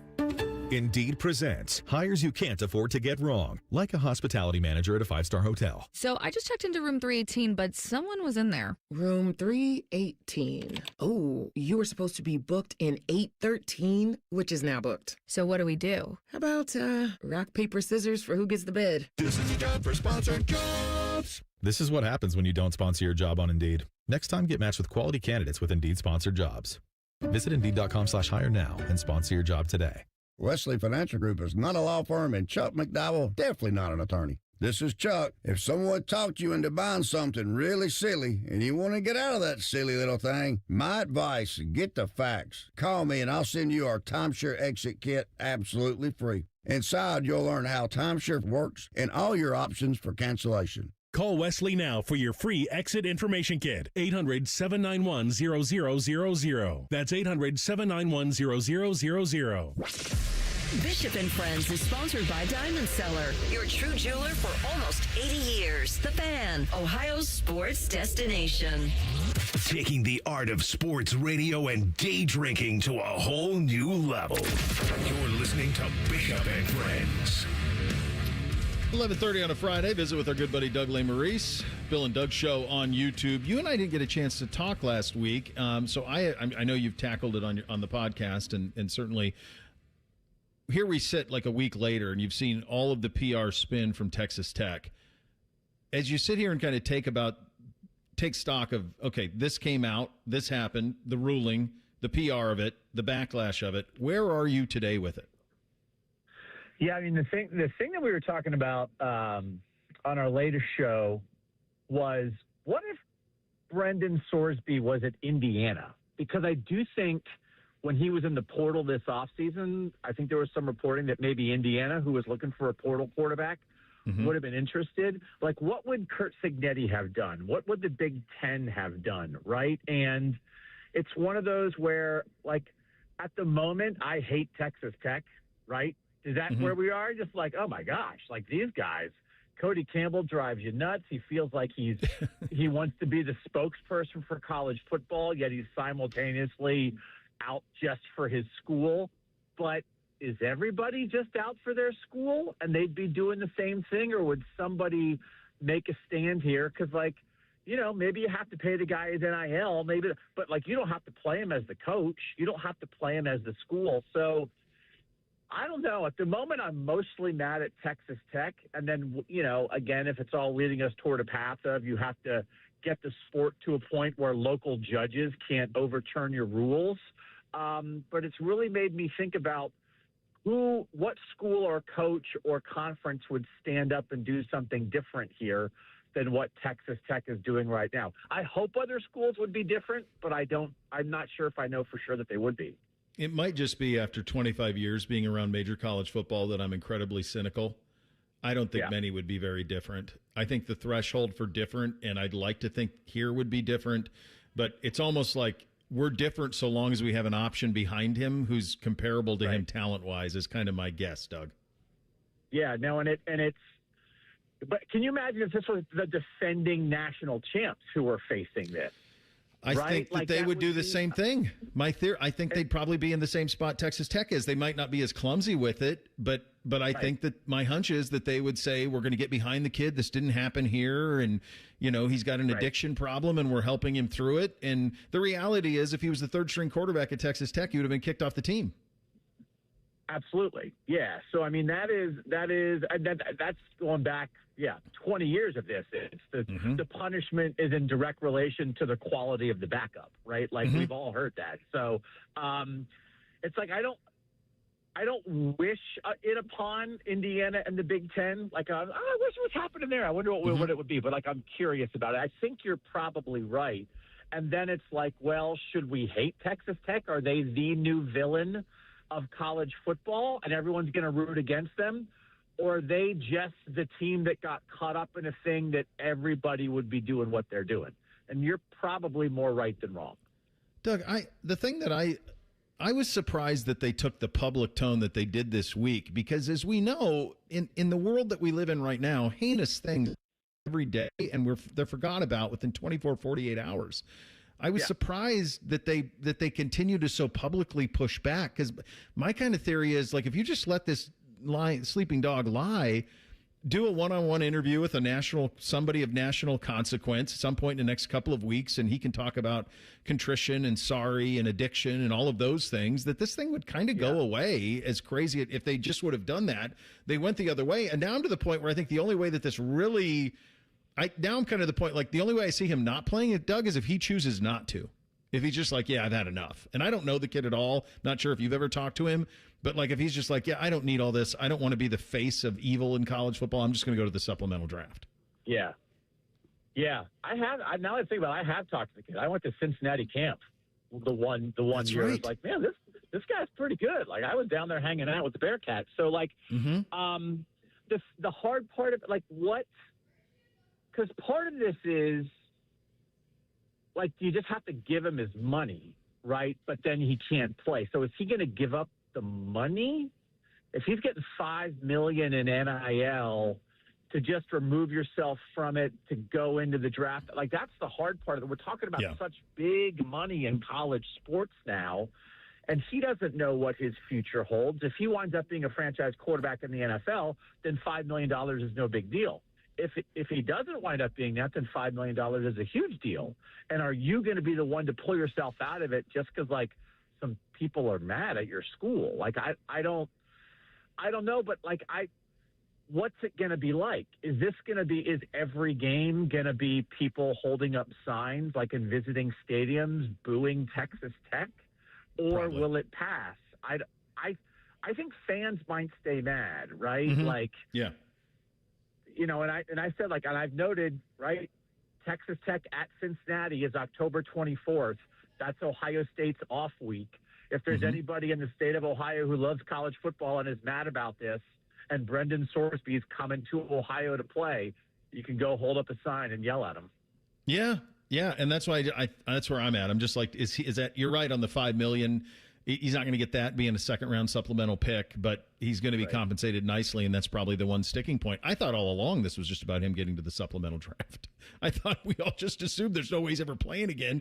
He's just looking for a designation so that he can enter the supplemental draft, but we're in a different spot now. Speaking of money, did you see this story yesterday about the University of Florida and $1.45 billion investment in Ben Hill Griffin Stadium, the Swamp?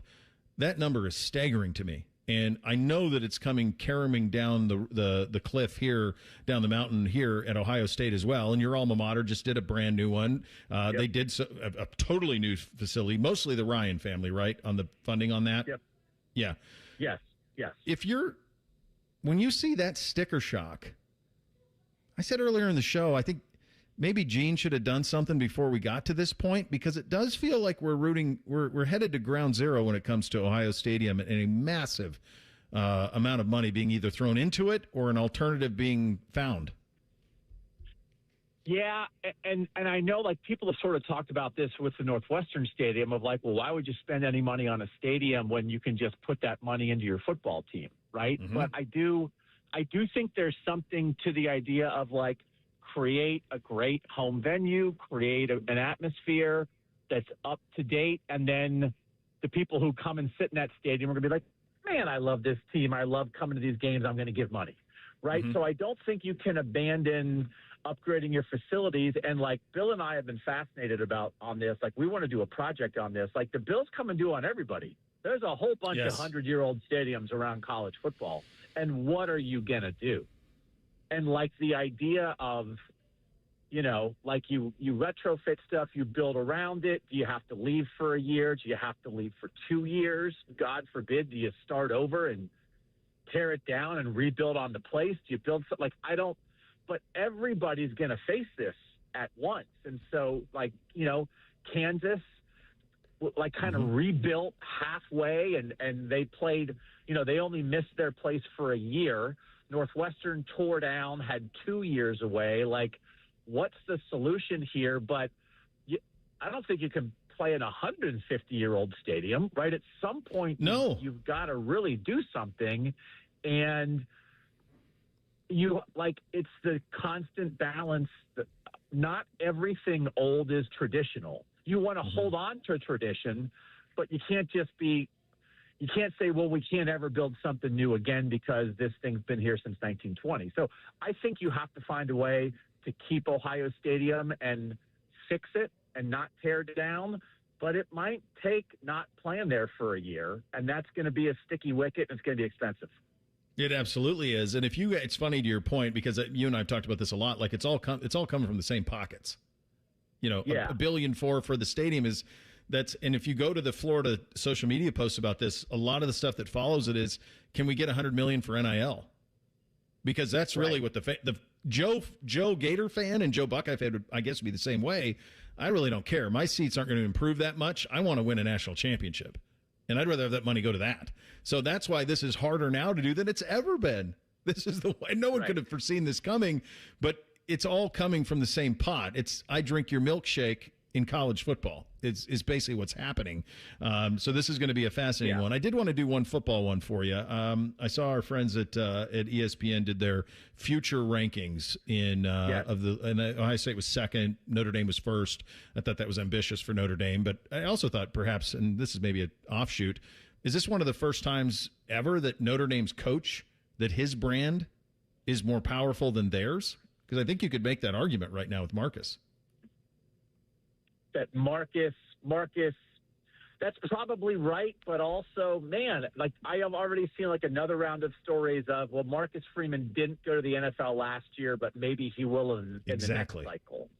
So it's like one of those of is his brand so powerful that he's the next coach of the Tampa Bay Buccaneers. Exactly. And that Ryan Day is doing a great job, but is maybe not quite as hot on the NFL radar. And like, it's like, what do you want? It's the balance of like, you want your coach to be attractive, but just not so attractive that he's going to leave. And I would say, and I think we're going to have Adam Rittenberg, who did that list, on our show next week.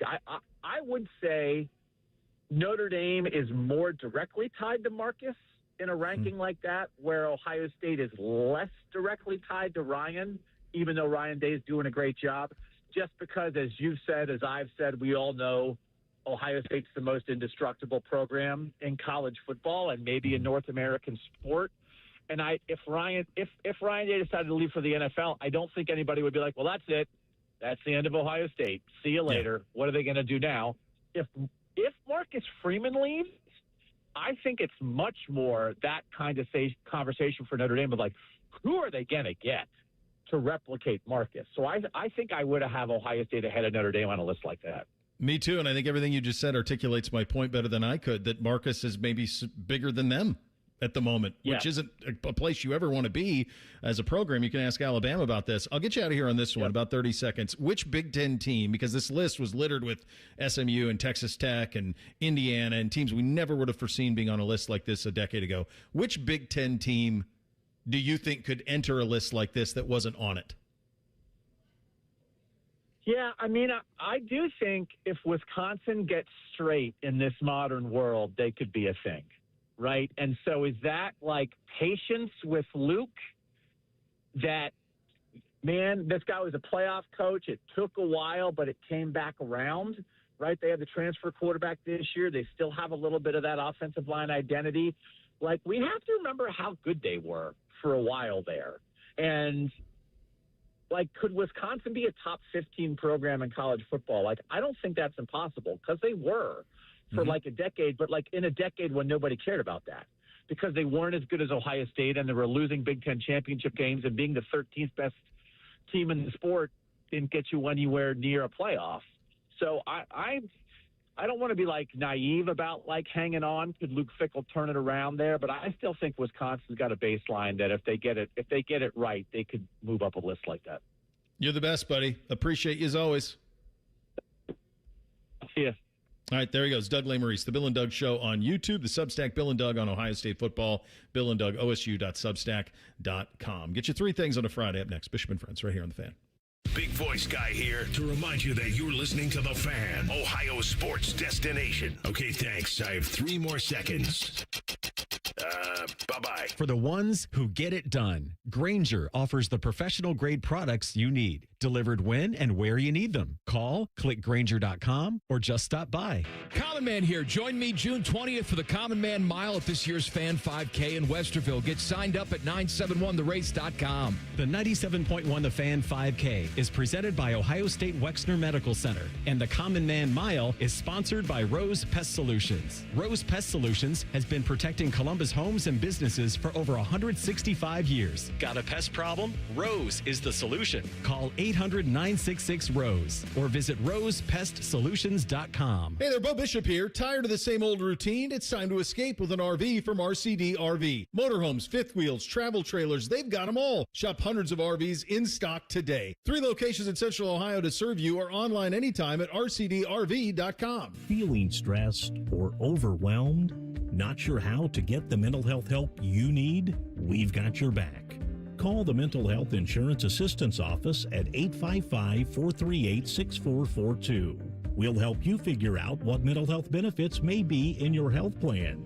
No more confusion, just the support you deserve. Call the Mental Health Insurance Assistance Office at 855-438-6442.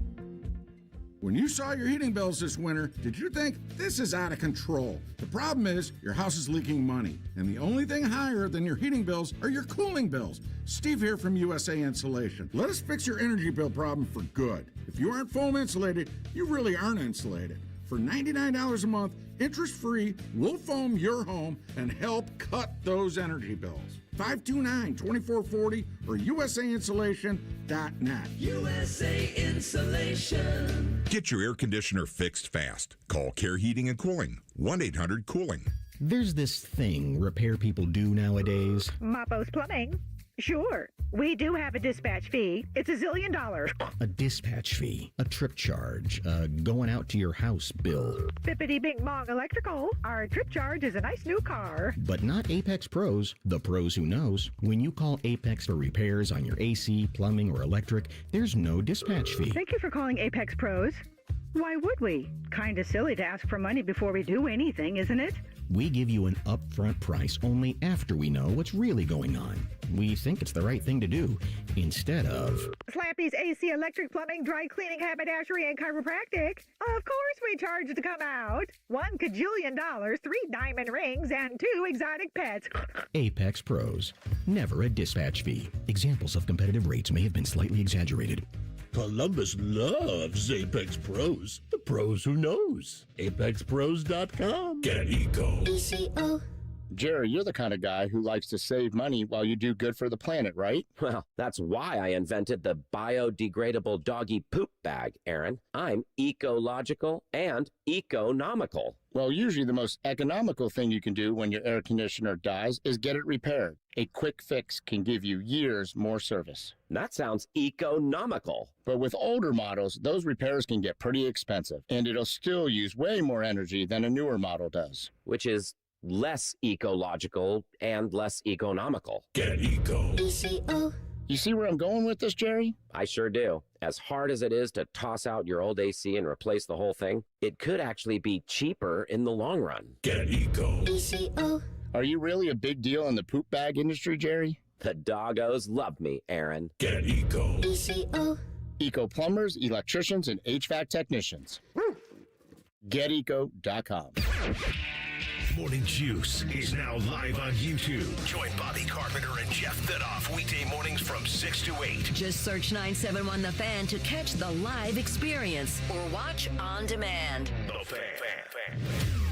The Fan Poll is sponsored by JT's Pizza and Pub, home of award-winning pizza and $2 tall boys. All day, every day. Distilled sports discussion served in light beer quantities. You're listening to Bishop and Friends. All right, Reese, what do we have on the poll today? Daily Fan Poll sponsored by JT's Pizza and Pub. It asks, which Ohio season would you rather deal with? Humid and hot summer, blistering cold winter. 68% say humid and hot summer. Yeah. Of course. Basically, would you rather live in South Carolina or the Arctic? Yep. Yeah, I'll take South Carolina. I can jump in pools. There's air conditioning. I used to say when I moved to the South, they're like, well, could you stand the humidity? And I'm like, I'm a sports guy. I'm not doing manual labor. Like, I'm just going from one air conditioning spot to the next. That's it. It's fine. Well, you could deal with it.